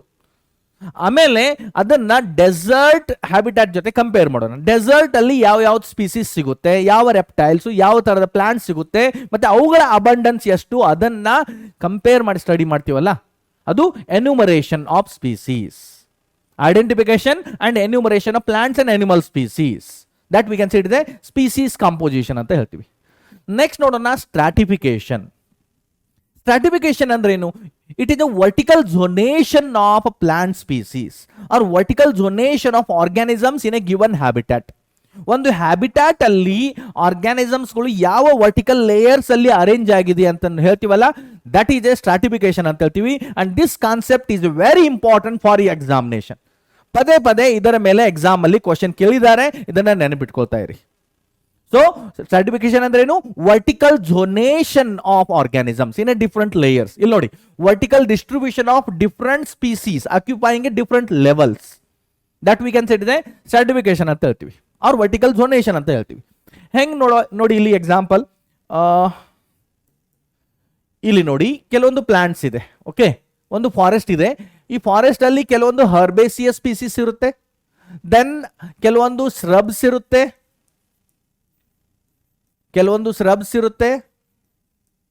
ದೆನ್ ಕೆಲವೊಂದು ಟ್ರೀ ಸ್ಪೀಸೀಸ್ ಕೂಡ ಇರುತ್ತೆ. ಸೊ ಇಲ್ಲಿ ಏನಾಯ್ತಂದ್ರೆ, ಈಗ ಜಸ್ಟ್ ಒಂದು ಎಕ್ಸಾಂಪಲ್ಸ್, ಕೆಲವೊಂದು ಹರ್ಬ್ಸ್ ಇಷ್ಟು ಹೈಟ್ ಇದೆ, ಸ್ರಬ್ಸ್ ಇಷ್ಟು ಹೈಟ್ ಇದೆ, ಟ್ರೀಸು ಅದಕ್ಕಿಂತಲೂ ಹೈಟ್ ಇದೆ. ಸೊ ದೇರ್ ಆರ್ 3 ಲೇಯರ್ಸ್ ಆಯ್ತು. This is the first layer, ಇದು ಸೆಕೆಂಡ್ ಲೇಯರ್, ಮತ್ತೆ ಇಲ್ಲಿ ಥರ್ಡ್ ಲೇಯರ್ ಬಂತು. There are 3 layers are present, totally 3 layers. ಈ ರೀತಿ ಕೆಲವೊಂದು ಫಾರೆಸ್ಟ್ ಅಲ್ಲಿ ಗ್ರೌಂಡ್ ಲೆವೆಲ್ ಅಲ್ಲಿ ಕೆಲವೊಂದು ಪ್ಲಾಂಟ್ಸ್ ಇರುತ್ತೆ, then herbs, then shrubs, then larger shrubs and tall trees, ಈ ರೀತಿ ಬರ್ತಾ ಇರುತ್ತೆ. ಕೆಲವೊಂದ್ಸಲ 4 ಲೇಯರ್ಸ್ ಆಗುತ್ತೆ. ಸೊ ಎಷ್ಟು ಲೇಯರ್ಸ್, ಎಷ್ಟು ಲೆವೆಲ್ಸ್ಗಳಿದೆ, ಎಷ್ಟು ಝೋನೇಷನ್ ಆಗಿದೆ ವರ್ಟಿಕಲ್ ಡಿಸ್ಟ್ರಿಬ್ಯೂಷನ್ ಆಫ್ ಸ್ಪೀಸೀಸ್, ಅದನ್ನು ನಾವು ಸ್ಟ್ರಾಟಿಫಿಕೇಶನ್ ಅಂತ ಹೇಳ್ತೀವಿ. ಇನ್ನು ಫಾರೆಸ್ಟ್ ಇಕೋಸಿಸ್ಟಮ್, ಒಂದು ಫಾರೆಸ್ಟ್ ಇಕೋಸಿಸ್ಟಮ್ ಅಂತ ಒಂದು ಎಕ್ಸಾಂಪಲ್ ತಗೊಳ್ಳೋಣ. ಅದರಲ್ಲಿ 3 ಲೇಯರ್ ಅಂತ ಬರ್ತಾ ಇದೆ ನೋಡಿ. ಒಂದು example, just common example, top layer ಅಲ್ಲಿ topmost layer, that is a tree, tall tree species ಇರುತ್ತೆ. ಸೆಕೆಂಡ್ ಲೇಯರ್ಗೆ ಬಂದರೆ ಇಲ್ಲಿ ದಟ್ ಇಸ್ ಎ ಸ್ರಬ್ಸ್ ಅಂತ ಬರುತ್ತೆ. ಬಾಟಮ್ ಲೇಯರ್ ಅಂದ್ರೆ ಗ್ರೌಂಡ್ ಲೆವೆಲ್ ಅಲ್ಲಿ ದರ್ ಇಸ್ ಎ ಗ್ರಾಸ್ ಯಾ ಸ್ಮಾಲ್ ಹರ್ಬೇಸಿಯಸ್ ಪ್ಲಾಂಟ್ಸ್ ಇರುತ್ತೆ. So that is a stratification. In generally or usually there is a 3 to 5 layers are found in the forest ecosystem. ಒಂದು forest ecosystem ನೋಡಿದ್ದೆ ಆದರೆ 3 ರಿಂದ 5 ಲೇಯರ್ಸ್ಗಳು ಸಿಗುತ್ತೆ. There is a 3 ರಿಂದ 5 layers of stratification ನಮಗೆ ಒಂದು general forest ecosystem ಅಲ್ಲಿ ನಮಗೆ ನೋಡ್ಲಿಕ್ಕೆ ಸಿಗ್ತಾ ಇರುತ್ತೆ.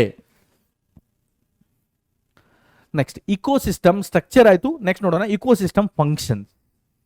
There mainly 4 major functions of ecosystem. ಇಕೋಸಿಸ್ಟಮ್ಗೆ 4 ಮೇಜರ್ ಫಂಕ್ಷನ್ಸ್ ಇದೆ. What are the 4 major functions of ecosystem?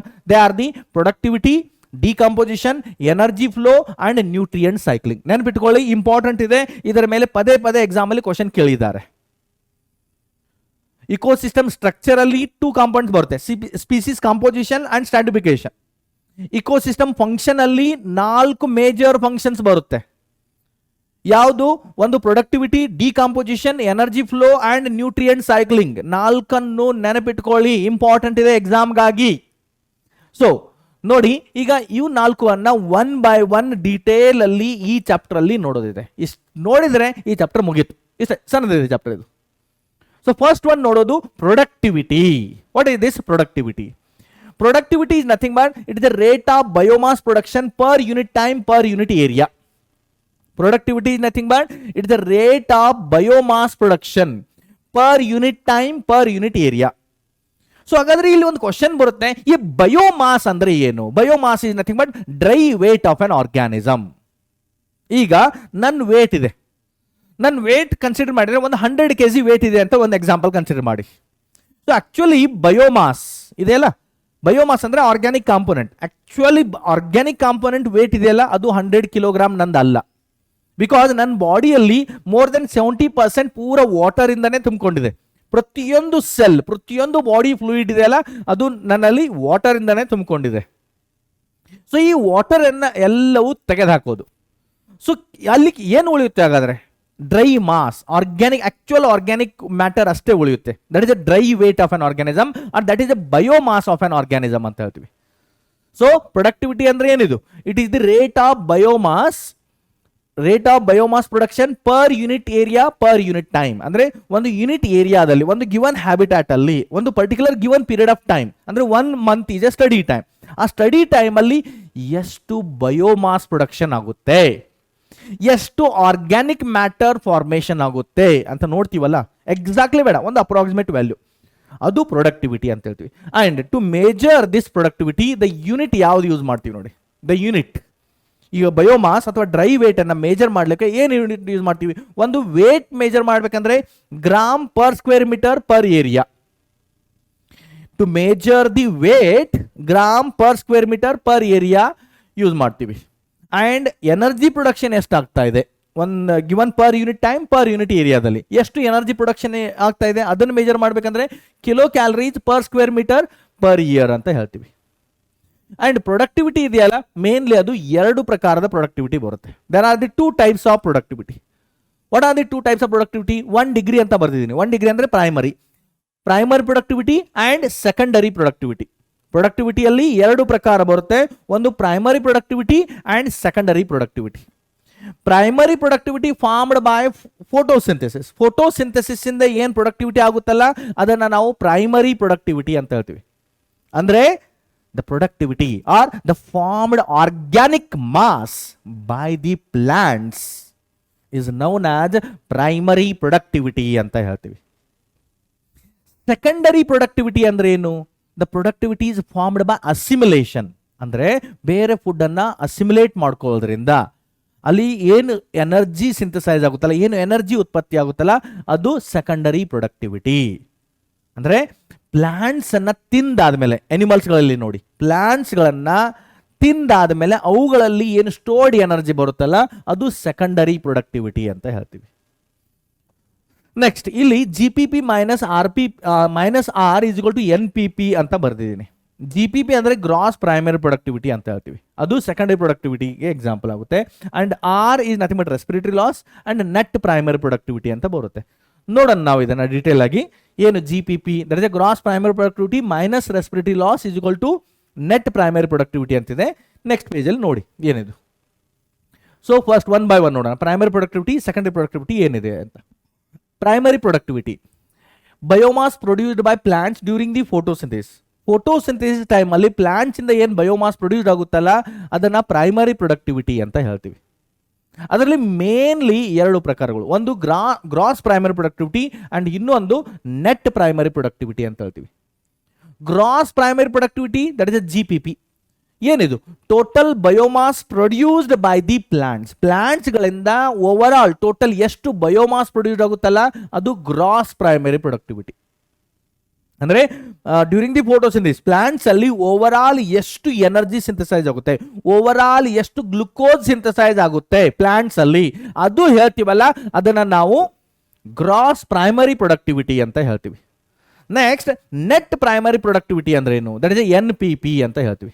Net primary productivity is nothing but it is gross primary productivity minus respiratory loss. ಯಾಕಂದ್ರೆ ಆ photosynthetic product ಅಂದ್ರೆ glucose synthesise ಮಾಡುವಾಗ plants ಕೂಡ respiration ಮಾಡುತ್ತೆ, plants ಬಾಡಿಯಿಂದನೂ ಕೂಡ ಕೆಲವೊಂದು ಎನರ್ಜಿ ಕನ್ಸ್ಯೂಮ್ ಆಗುತ್ತೆ. ಸೊ ಆ ಸಿಂಥಸೈಸ್ ಮಾಡಿರುವಂಥ ಎನರ್ಜಿಯಲ್ಲಿ ಕನ್ಸ್ಯೂಮ್ ತನ್ನಷ್ಟಕ್ಕೆ ನಾನು ಎಷ್ಟು ಕನ್ಸ್ಯೂಮ್ ಮಾಡ್ಕೊಳ್ತಲ್ಲ ಅದನ್ನು ಮೈನಸ್ ಮಾಡಿದರೆ ಉಳಿದಿರುವಂಥ ಸ್ಟೋರ್ಡ್ ಫುಡ್ ಇರುತ್ತಲ್ಲ ಪ್ಲಾಂಟ್ಸ್ ಅಲ್ಲಿ, ಅದು ನೆಟ್ ಪ್ರೈಮರಿ ಪ್ರೊಡಕ್ಟಿವಿಟಿ ಅಂತ ಹೇಳ್ತೀವಿ. ಸೊ ಹೆಂಗೆ ಬರಿಬೋದು ನೋಡಿ, gross primary productivity that is GPP minus respiratory loss is equal to NPP ಅಂತ ಬರಿತೀವಿ, ನೆಟ್ ಪ್ರೈಮರಿ ಪ್ರೊಡಕ್ಟಿವಿಟಿ. ಇಲ್ಲಿ ನೋಡಿ, ಈ ಮುಂಚೆ ಸ್ಲೈಡಲ್ಲಿ ನಾನು ಬರೆದಿದ್ನಲ್ಲ, ಇಲ್ಲಿ ನೋಡಿ, ಇಲ್ಲಿ gross primary productivity minus respiratory loss, R ಅಂದ್ರೆ respiratory loss is equal to net primary productivity ಅಂತ ಆಯ್ತು. ನೆಕ್ಸ್ಟ್ ಸೆಕೆಂಡರಿ ಪ್ರೊಡಕ್ಟಿವಿಟಿ ಅಂದ್ರೆ ಏನು, the rate of formation of new organic matter by the consumers. ಈಗ ಪ್ಲಾಂಟ್ಸ್ ಅಲ್ಲಿ ಆಲ್ರೆಡಿ ಸ್ಟೋರ್ಡ್ ಫುಡ್ ಇದೆ, ಅದನ್ನ net primary productivity ಅಂದ್ವಿ. ಈಗ ಆ ಪ್ಲಾಂಟ್ಸ್ ಅನ್ನ ತಿಂದ ಮೇಲೆ ಆ ಫುಡ್ ಏನಾಗುತ್ತೆ, ಅನಿಮಲ್ ಬಾಡಿಯಲ್ಲಿ ಹೋಗುತ್ತೆ. ಪ್ಲಾಂಟ್ ಅಲ್ಲಿ ಗ್ಲುಕೋಸ್ ಇದೆ ಅಥವಾ ಸ್ಟಾರ್ಚ್ ಇದೆ ಆಸ್ ಎ ಸ್ಟೋರ್ಡ್ ಫುಡ್. ಈಗ ಅದನ್ನ ಆ ಪ್ಲಾಂಟ್ಸ್ ಅನ್ನ ಅನಿಮಲ್ಸ್ ತಿಂದಾಕುತ್ತೆ. ಓಕೆ, ಅನಿಮಲ್ಸ್ ತಿಂದಾದ್ಮೇಲೆ ಅನಿಮಲ್ಸ್ ಅಲ್ಲಿ ಆ ಸ್ಟಾರ್ಚ್ ಹೋಗುತ್ತೆ ಅಂಡ್ ಅನಿಮಲ್ಸ್ ಅಲ್ಲಿ ಆ ಸ್ಟಾರ್ಚ್ ಅದೇ ರೀತಿ ಇರೋದಿಲ್ಲ, ಅದು ಮತ್ತೆ ಬೇರೆ ಆರ್ಗ್ಯಾನಿಕ್ ಫುಡ್ ಆಗಿ ಕನ್ವರ್ಟ್ ಆಗುತ್ತೆ. ಏನಾಗುತ್ತೆ, stored food in the animals is glycogen. Okay, so ಅದು ಗ್ಲೈಕೋಜನ್ ಆಗಿ ಕನ್ವರ್ಟ್ ಆಗ್ತಾ ಇದೆ. ಸೊ ಅನಿಮಲ್ಸ್ ಬಾಡಿಯಲ್ಲಿ ಅಥವಾ ಕನ್ಸ್ಯೂಮರ್ಸ್ ಬಾಡಿಯಲ್ಲಿ ಏನು ಸ್ಟೋರ್ಡ್ ಫುಡ್ ಇರುತ್ತಲ್ಲ ಅದನ್ನ ನಾವು ಸೆಕೆಂಡರಿ ಪ್ರೊಡಕ್ಟಿವಿಟಿ ಅಂತ ಹೇಳ್ತೀವಿ. The rate of formation of new organic matter by consumers. ಇದು ಹರ್ಬಿವರ್ಸ್ ಇರ್ಬೋದು ಅಥವಾ ಹರ್ಬಿವರ್ಸ್ ಅನ್ನ ತಿನ್ನುವಂತ ಬೇರೆ ಕಾರ್ನಿವರ್ಸ್ ಇರುತ್ತಲ್ಲ ಅವುಗಳಲ್ಲೂ ಕೂಡ ಇದು ಸೆಕೆಂಡರಿ ಪ್ರೊಡಕ್ಟಿವಿಟಿನೇ ಕಾಣಿಸುತ್ತೆ. Primary productivity is formed only because of photosynthesis and secondary productivity is formed because of assimilation of these product of stored food of producers ಅಂತ ಹೇಳ್ಬೋದು. ಸೊ ಈ ಪ್ರೊಡಕ್ಟಿವಿಟಿ ಇದೆಯಲ್ಲ, productivity is nothing but it is a measurement of formation of biomass per unit time per unit area, ಅದು productivity ಅಂತ ಹೇಳ್ತೀವಿ. So ಈ productivity ಬೇರೆ ಬೇರೆ ಇಕೋಸಿಸ್ಟಮ್ ಅಲ್ಲಿ ಬೇರೆ ಬೇರೆ ಇರುತ್ತೆ ವ್ಯಾಲ್ಯೂ. ಈಗ ಒಂದು ಎಕ್ಸಾಂಪಲ್ ನೋಡಿ, ರೇನ್ ಫಾರೆಸ್ಟ್ ಇದೆ, ರೇನ್ ಫಾರೆಸ್ಟ್ ಅಲ್ಲಿ ಪ್ಲಾಂಟ್ ಸ್ಪೀಸೀಸ್ ಅಥವಾ ಅನಿಮಲ್ ಸ್ಪೀಸೀಸ್ ಬಹಳ ಜಾಸ್ತಿ ಇದೆ, ಅಲ್ಲಿಯ productivity over all biomass formation ಬಹಳ ಹೆಚ್ಚಿಗೆ ಇದೆ. ಅದೇ ಡೆಸರ್ಟ್ ಅಲ್ಲಿ ಹೋದ್ರೆ ಅಲ್ಲಿ ಸ್ವಲ್ಪ ಕಡಿಮೆ ಇರುತ್ತೆ, ಬಿಕಾಸ್ ಅಲ್ಲಿ ಪ್ಲಾಂಟ್ಸ್ ಮತ್ತೆ ಅನಿಮಲ್ ಸ್ಪೀಸೀಸ್ ಬಹಳ ಕಡಿಮೆ ಇರುತ್ತೆ. ಸೊ ಅಲ್ಲಿ overall biomass formation or overall dry weight production, yeah, productivity is very less compared to the rainforest. Next, ಇಲ್ಲಿ ಕೆಲವೊಂದು ನಾನು ಉದಾಹರಣೆ ಎಕ್ಸಾಂಪಲ್ಸ್ ಅನ್ನು ಕೊಟ್ಟಿದ್ದೀನಿ ನೋಡಿ.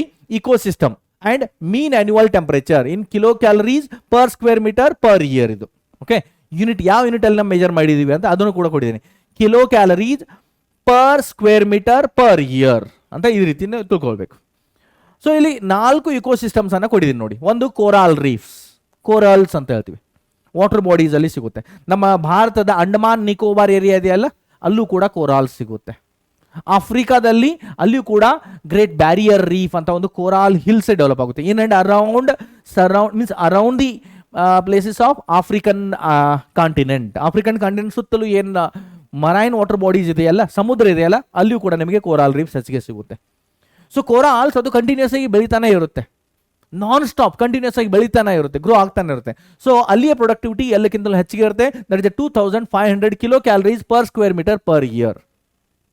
ಟ್ರಾಪಿಕಲ್ ರೇನ್ ಫಾರೆಸ್ಟ್ ಅಲ್ಲಿ ಕೂಡ ಬಯೋಡೈವರ್ಸಿಟಿ ಬಹಳ ಜಾಸ್ತಿ ಇದೆ, ಬಹಳನೇ ಬಯೋಡೈವರ್ಸಿಟಿ ಜಾಸ್ತಿ ಇರುತ್ತೆ. ಸೊ ಅಲ್ಲಿ ಪ್ರೊಡಕ್ಟಿವಿಟಿ ಎಷ್ಟು, that is 2200 kilo calories per square metre per year ಅಂತ ಹೇಳ್ಬೋದು. ಶುಗರ್ ಕೇನ್ ಫೀಲ್ಡ್ ಅದನ್ನು ನಾವು ಟೆಂಪರೇಟ್ ಫಾರೆಸ್ಟ್ಗೆ ಕಂಪೇರ್ ಮಾಡಿದ್ವಿ, because maximum sugar cane is grown in the temperate area.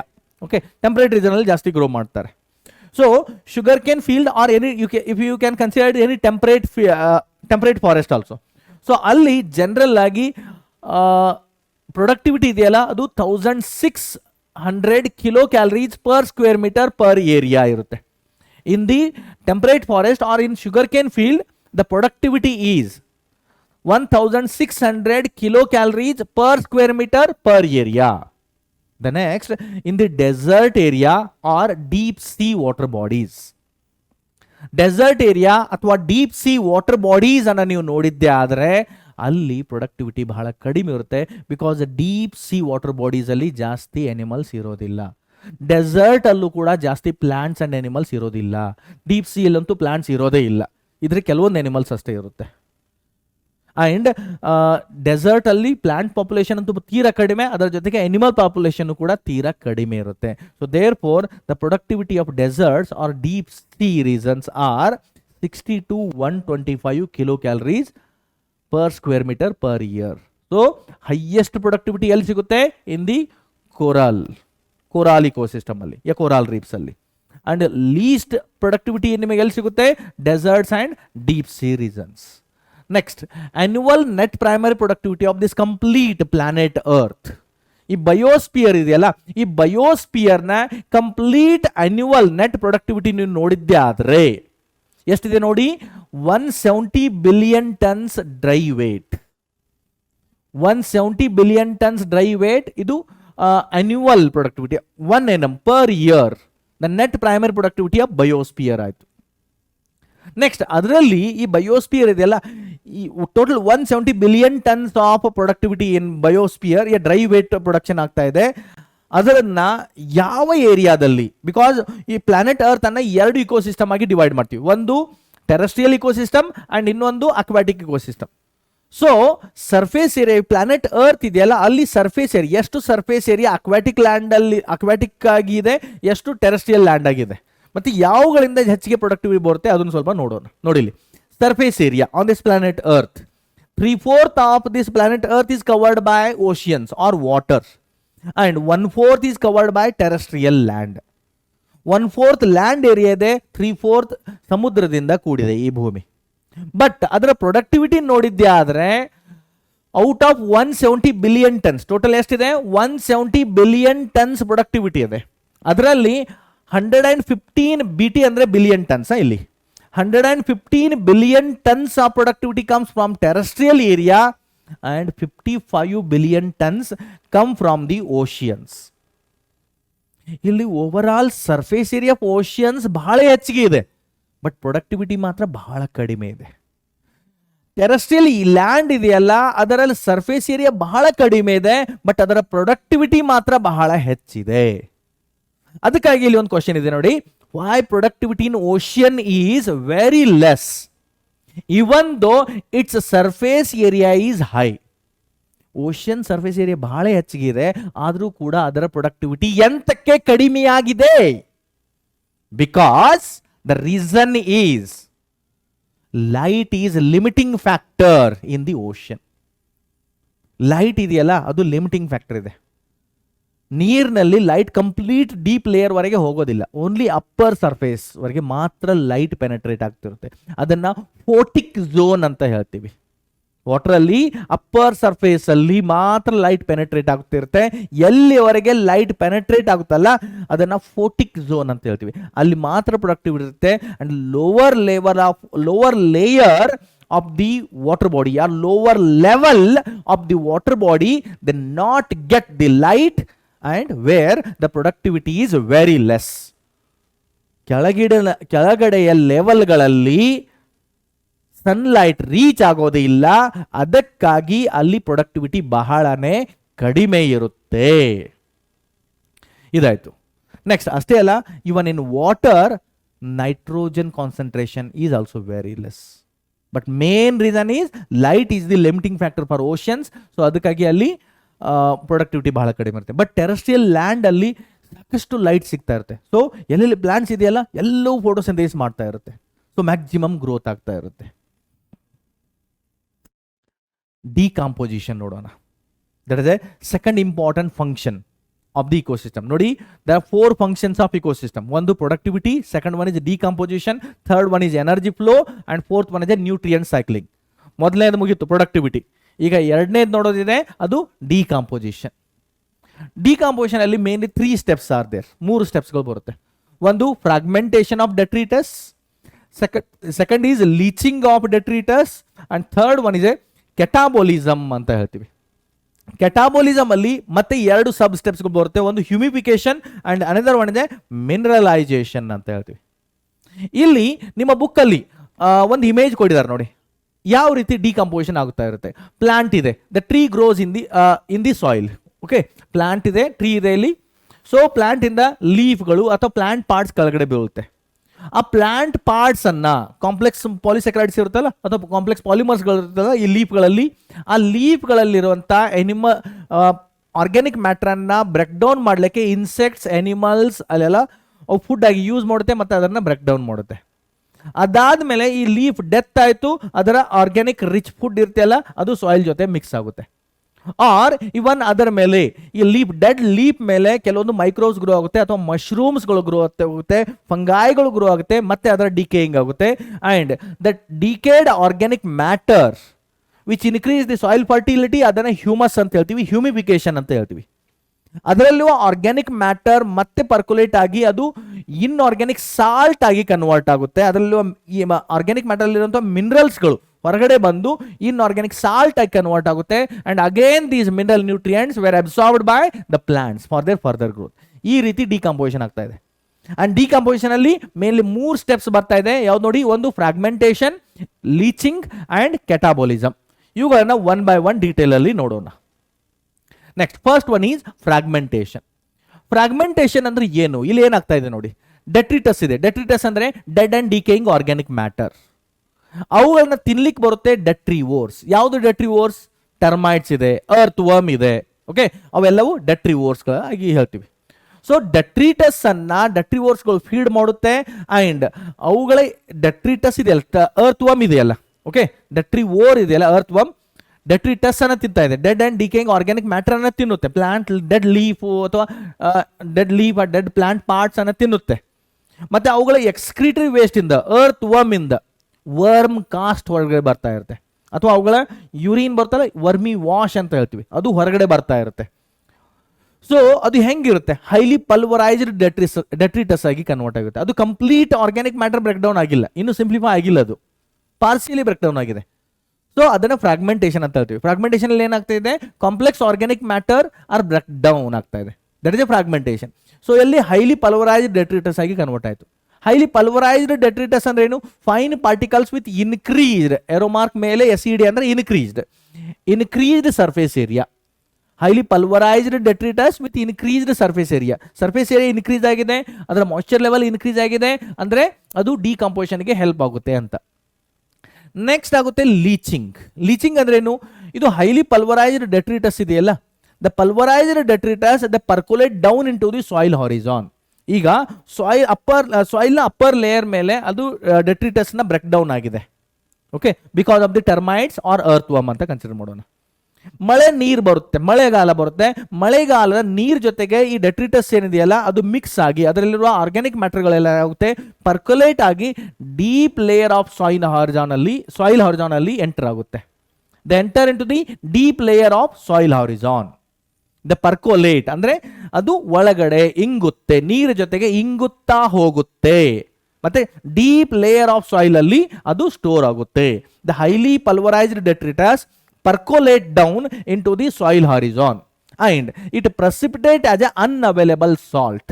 ಅದು ಇಷ್ಟೊಂದು ಡೀಪ್ ಲೆವೆಲ್ ಅಲ್ಲಿ ಹೋಗಿರುತ್ತಲ್ಲ, ಅದು ಪ್ಲಾಂಟ್ಸ್ ಅಬ್ಸಾರ್ಪ್ಷನ್ಗೆ ಸಿಗೋದೇ ಇಲ್ಲ. ಅದು ಕಂಪ್ಲೀಟ್ ಆಗಿ ಅಲ್ಲ, only part of the matter will percolate and stored into the deep layer of the soil. Only part, ಕೆಲವೊಂದು ಮಾತ್ರ. ಓಕೆ, ನೆಕ್ಸ್ಟ್ ಈಗ ಅಪ್ಪರ್ ಲೇಯರ್ ಆಫ್ ಸಾಯಿಲ್ ಅಲ್ಲಿ maximum decomposed or broken down detritus ಏನಿದೆಯಲ್ಲ, ಈಗ ಅದರ further decomposition ಆಗುತ್ತೆ by the catabolism process. Maximum ಎಲ್ಲ soil level upper ಲೇಯರ್ಲೇ ಇದೆ. ಓಕೆ, ದೆನ್ ಅದು ಏನಾಗುತ್ತೆ? ಹೈಲಿ ಪಲ್ವರೈಸ್ಡ್ ಡೆಟ್ರಿಟಸ್ ಇದೆ, it undergo the humification. Humification ಅಂದ್ರೆ ಏನು? Formation of humus soil. That is a process of decomposition of detritus into the humus. Process of decomposition of detritus into the humus, ಅದನ್ನ humification ಅಂತ ಹೇಳ್ತೀವಿ. Example ಯಾವ್ದು ನೋಡಿ? Bacteria and fungi are involved mainly in the humification. So ಇಲ್ಲೇನಿದೆ? Highly pulverised detritus ಇದ್ದದ್ದು humus ಆಗಿ formation ಆಯಿತು ಅಂತ ಕನ್ಸಿಡರ್ ಮಾಡೋಣ. ಒಂದು ಹ್ಯೂಮಸ್ ಆಗಿದೆ, ಹ್ಯೂಮಸ್ ಮಾಲಿಕ್ಯೂಲ್ ಆಗಿದೆ. ಹ್ಯೂಮಸ್ ಅಂದ್ರೆ ಏನು? Usually it is a dark coloured, it is a colloidal and amorphous ಇರುತ್ತೆ. It is a acidic nature ಇರುತ್ತೆ and resistant to the microbial action. ಇದು ಮೈಕ್ರೋಬಿಯಲ್ ಆಕ್ಷನ್ಗೆ ರೆಸಿಸ್ಟೆಂಟ್ ಶೋ ಮಾಡ್ತಿರುತ್ತೆ and high water holding capacity ಅದಕ್ಕೆ ಇರುತ್ತೆ. These are the some important feature of humus soil. The next, ಈಗ ಈ formed humus soil ಇದೆಯಲ್ಲ, ಎಲ್ಲಿದೆ? Upper layer of the soil ಇದೆ. ಅಲ್ಲಿ ಫರ್ಟಿಲಿಟಿ ಜಾಸ್ತಿ ಆಗಿದೆ because of humus soil formation ಆಗಿದೆ. ಈ ಹ್ಯೂಮಸ್ ಸಾಯಿಲ್ ಅಲ್ಲಿ humus soil undergo the mineralisation. Some part of this humus soil undergo the mineralisation. ಅಂದ್ರೆ ಏನಾಗುತ್ತೆ? The release nutrients from the humus. ಆ ಹ್ಯೂಮಸ್ ಇಂದ ಕೆಲವೊಂದು ನ್ಯೂಟ್ರಿಯೆಂಟ್ಸ್ ರಿಲೀಸ್ ಆಗುತ್ತೆ. ಫಾರ್ಮ್ಡ್ ಹ್ಯೂಮಸ್ ಇದೆಯಲ್ಲ, ಅದರಿಂದ ಕೆಲವೊಂದು ನ್ಯೂಟ್ರಿಯೆಂಟ್ಸ್ ರಿಲೀಸ್ ಆಗುತ್ತೆ.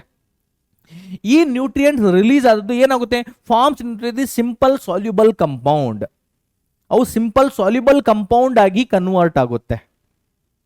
Then and they are available for the plants. Simple soluble compound ಆಗಿ ಫಾರ್ಮ್ ಆಗುತ್ತೆ ಅಥವಾ ಮಿನರಲ್ ನ್ಯೂಟ್ರಿಯೆಂಟ್ಸ್ ಆಗಿ ಕನ್ವರ್ಟ್ ಆಗುತ್ತೆ, ಮಿನರಲ್ ಸಾಲ್ಟ್ ಆಗಿ ಕನ್ವರ್ಟ್ ಆಗುತ್ತೆ and now they are available for the absorption of plants. Plant ಅಬ್ಸಾರ್ಪ್ಷನ್ಗೆ ಅದು ಅವೈಲೇಬಲ್ ಇರುತ್ತೆ. ಸೊ ದ್ಯಾಟ್ಸ್ ಅಬೌಟ್ ಇದನ್ನ. ನನ್ನ ಈ ಸ್ಟೆಪ್ ಅನ್ನು ಏನು ಹೇಳ್ತೀವಿ? That is A mineralisation. ಇಲ್ಲಿ ಹ್ಯೂಮಿಫಿಕೇಶನ್ ಆಗ್ತಾ ಇದೆ, ಈ ರೀತಿ ಡಿಕಂಪೋಸಿಷನ್ ಆಗ್ತಾ ಇರುತ್ತೆ. ನೆಕ್ಸ್ಟ್ ನೋಡೋಣ, that is A factors affecting decomposition. ಈ ಕಾನ್ಸೆಪ್ಟ್ ಕೂಡ ಬಹಳ ಇಂಪಾರ್ಟೆಂಟ್ ಇದೆ. ಇದರ ಮೇಲೂ ಎಕ್ಸಾಮ್ ಅಲ್ಲಿ ಪದೇ ಪದೇ ಕ್ವಶನ್ ಕೇಳ್ತಿರ್ತಾರೆ. So what are the factors affecting decomposition? ಯಾವ ಯಾವ ಫ್ಯಾಕ್ಟರ್ಸ್ಗಳು ಡಿಕಂಪೋಸಿಷನ್ ಪ್ರೊಸೆಸ್ ಅನ್ನು ಅಫೆಕ್ಟ್ ಮಾಡುತ್ತೆ ನೋಡಿ. ಕೆಲವೊಂದು ಎನ್ವೈರನ್ಮೆಂಟಲ್ ಫ್ಯಾಕ್ಟರ್ಸ್ ಇರುತ್ತೆ, ಇವೊಂದು chemical nature of factors. So environmental factors ಅಂದ್ರೆ ಯಾವುದು? pH, humidity, aeration, soil moisture, temperature ಇದೆಲ್ಲ ಬರುತ್ತೆ. If the pH is more than 7 ಇದ್ರೆ rate of decomposition very high. Arrow mark ಮೇಲೆ ಇದ್ರೆ ಡಿಕಂಪೋಸಿಷನ್ ಬಹಳ ಫಾಸ್ಟ್ ಆಗ್ತಾ ಇದೆ ಅಂತ. If the pH is less than 7 ಗಿಂತಲೂ ಕಡಿಮೆ pH ಇದ್ರೆ ಡಿಕಂಪೋಸಿಷನ್ ರೇಟ್ ಕಡಿಮೆ, ಸ್ಲೋ ಇರುತ್ತೆ ಅಂತ. Okay, the rate of decomposition will decreases. Humidity, high humidity ಇದ್ರೆ ಡಿಕಂಪೋಸಿಷನ್ ಹೆಚ್ಚಿಗೆ ಆಗುತ್ತೆ, ಲೋ ಹ್ಯೂಮಿಡಿಟಿ ಇದ್ರೆ ಡಿಕಂಪೋಸಿಷನ್ ಕಡಿಮೆ ಇರುತ್ತೆ. Aeration of the soil, aerobic soil ಇದ್ರೆ ಡಿಕಂಪೋಸಿಷನ್ ಬಹಳ ಹೆಚ್ಚಾಗುತ್ತೆ, ಆನ್ ಏರೋಬಿಕ್ ಇದ್ರೆ ಡಿಕಂಪೋಸಿಷನ್ ಲೆವೆಲ್ ಕಡಿಮೆ ಇರುತ್ತೆ, ರೇಟ್ ಆಫ್ ಡಿಕಂಪೋಸಿಷನ್ ಸ್ಲೋ ಇರುತ್ತೆ. ಸಾಯಿಲ್ ಮಾಯ್ಶ್ಚರ್, ಡ್ರೈ ಸಾಯಿಲ್ ಇದ್ರೆ ಡಿಕಂಪೋಸಿಷನ್ ರೇಟ್ ಕಡಿಮೆ ಇರುತ್ತೆ, ವೆಟ್ ಸಾಯಿಲ್ ಇದ್ರೆ ಡಿಕಂಪೋಸಿಷನ್ ರೇಟ್ ಬಹಳ ಹೈ ಇರುತ್ತೆ. Temperature, if it is more then 25 degree Celsius temperature ಇದ್ರೆ ಡಿಕಂಪೋಸಿಷನ್ ರೇಟ್ ಬಹಳ ಹೈ ಇರುತ್ತೆ. If the temperature is less than 10 degree Celsius rate of decomposition is very less. Next, ಅದರ ಜೊತೆಗೆ chemical nature of detritus ನೋಡಿ. Detritus ಅಲ್ಲಿ ಯಾವ ತರದ chemical molecules ಇದೆ ಅದರ ಆಧಾರದ ಮೇಲೂ ಕೂಡ ರೇಟ್ ಆಫ್ ಡಿಕಂಪೋಸಿಷನ್ ಡಿಸೈಡ್ ಆಗ್ತಾ ಇರುತ್ತೆ. ರೇಟ್ ಆಫ್ ಡಿಕಂಪೋಸಿಷನ್ ಫಸ್ಟ್ ನೋಡೋಣ, ಯಾವಾಗ ಫಾಸ್ಟ್ ಆಗಿರುತ್ತೆ, ಯಾವ ಕೆಮಿಕಲ್ಸ್ ಅದರಲ್ಲಿ ಇದ್ರೆ ಅದು ಫಾಸ್ಟ್ ಆಗಿ ಡಿಕಂಪೋಸಿಷನ್ ಆಗುತ್ತೆ. ಒಂದು ಸ್ಟಾರ್ಚ್ ಇದ್ರೆ, ನೈಟ್ರೋಜಿನಸ್ ಕಂಪೌಂಡ್ಸ್ ಇದ್ರೆ ಅಂದ್ರೆ ನ್ಯೂಕ್ಲಿಕ್ ಆಸಿಡ್ಸ್ಗಳಿದ್ರೆ, DNA ಅಥವಾ RNA, ಅಮೈನೋ ಆಸಿಡ್ಸ್ ಈ ರೀತಿ ಇದ್ರೆ, ಅಥವಾ ಪ್ರೋಟೀನ್ಸ್ ಇದ್ರೆ, ಅಥವಾ ನ್ಯೂಕ್ಲಿಕ್ ಆಸಿಡ್ಸ್ ಇದ್ರೆ, ಅಥವಾ nitrogenous compound like nitrate, nitrite, nitrogen oxides ಈ ರೀತಿ ಏನಾದರೂ ಇದ್ರೆ ಅಲ್ಲಿ ಡಿಕಂಪೋಸಿಷನ್ ಬಹಳ ಫಾಸ್ಟ್ ಆಗಿರುತ್ತೆ. ಹಾಗಾದ್ರೆ ಡಿಕಂಪೋಸಿಷನ್ ರೇಟ್ ಸ್ಲೋ ಯಾವಾಗ ಆಗುತ್ತೆ ನೋಡಿ, if that detritus material contains phenolics, tannins, lignins, pectins, cellulose or even chitin ಈ ರೀತಿ ಕೆಮಿಕಲ್ ಕಂಪೌಂಡ್ಸ್ ಇದ್ರೆ ಡೆಟ್ರಿಟಸ್ ಅಲ್ಲಿ ರೇಟ್ ಆಫ್ ಡಿಕಂಪೋಸಿಷನ್ ಇದೆಯಲ್ಲ ಅದು ಸ್ಲೋ ಆಗ್ತಾ ಇರುತ್ತೆ. ನೆಕ್ಸ್ಟ್, ಇಲ್ಲಿವರೆಗೆ ನಾವು ಏನು ಎರಡು ಎನ್ವೈರನ್ಮೆಂಟಲ್ ಫಂಕ್ಷನ್ಸ್ ನೋಡಿದೀವಿ, ಮತ್ತೆ ಅದಕ್ಕಿಂತ ಮುಂಚೆ ಎನ್ವೈರನ್ಮೆಂಟಲ್ ಸ್ಟ್ರಕ್ಚರ್, ಎಕೋಸಿಸ್ಟಮ್ ಸ್ಟ್ರಕ್ಚರ್ ನೋಡಿದೀವಿ. ಸೊ ಅವುಗಳ ರಿಲೇಟೆಡ್ ಕೆಲವೊಂದು ಕ್ವಶನ್ಸ್ ನೋಡೋಣ ನೋಡಿ in the quick recap. First question ಇದೆ, what is primary productivity? Primary productivity ಅಂದ್ರೆ ಏನು? It is, we can say primary productivity is nothing but it is the overall biomass produced by the plants. ಏನಿದು biomass? It is the overall biomass produced by plants. Produced by plants during the photosynthesis. That we can say it is a primary productivity ಅಂತ ಹೇಳ್ತೀವಿ. Name the major component of ecosystem. Ecosystem ನ major component ಗಳು ಯಾವುದು? With respect to ಅಲ್ಲಿ ecosystem means environmental components ನೋಡಿದರೆ major components of ecosystem ಒಂದು abiotic and biotic component ಅಂತ ಹೇಳ್ತೀವಿ. Biotic component and abiotic component. So these are the major components of ecosystem ಅಂತ ಹೇಳ್ತೀವಿ. Then plants are called dash because they fix the carbon dioxide. Plants are called dash because they fix the carbon dioxide. Plants are called, they are the producers or autotrophs or photosynthetes. Plants are called producers because they fix the carbon dioxide. Next, the second trophic level in lake is, lake ಅಲ್ಲಿ ಎರಡನೇ trophic level ಯಾವ್ದು ಬರುತ್ತೆ ನೋಡಿ. Lake ಅಲ್ಲಿ ಏನಿರುತ್ತೆ, ಒಂದು ಫೈಟೋಪ್ಲಾಂಕ್ಟಾನ್ಸ್ ಇರುತ್ತೆ. Okay, ಫೈಟೋಪ್ಲಾಂಕ್ಟಾನ್ಸ್ ಇದು ಟ್ರಾಪಿಕ್ ಲೆವೆಲ್ 1 ಆಯ್ತು.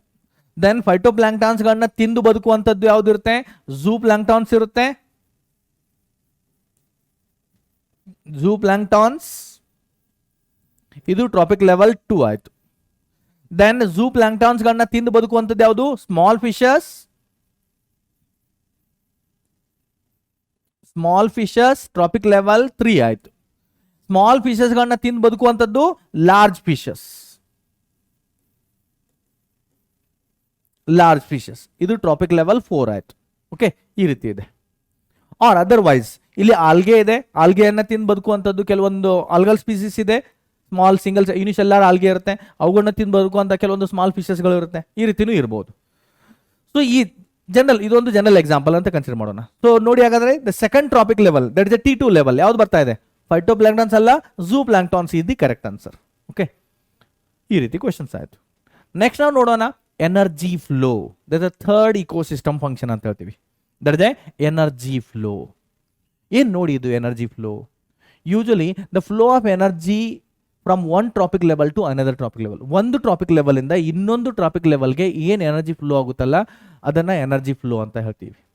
And for this planet earth, for this biosphere earth, the main source of energy, the major source of energy is sunlight.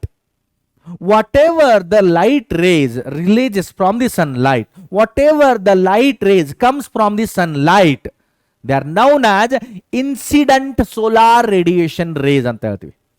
The sunlight comes from the sun to the planet earth is known as a incident solar radiation rays or incident solar radiation light.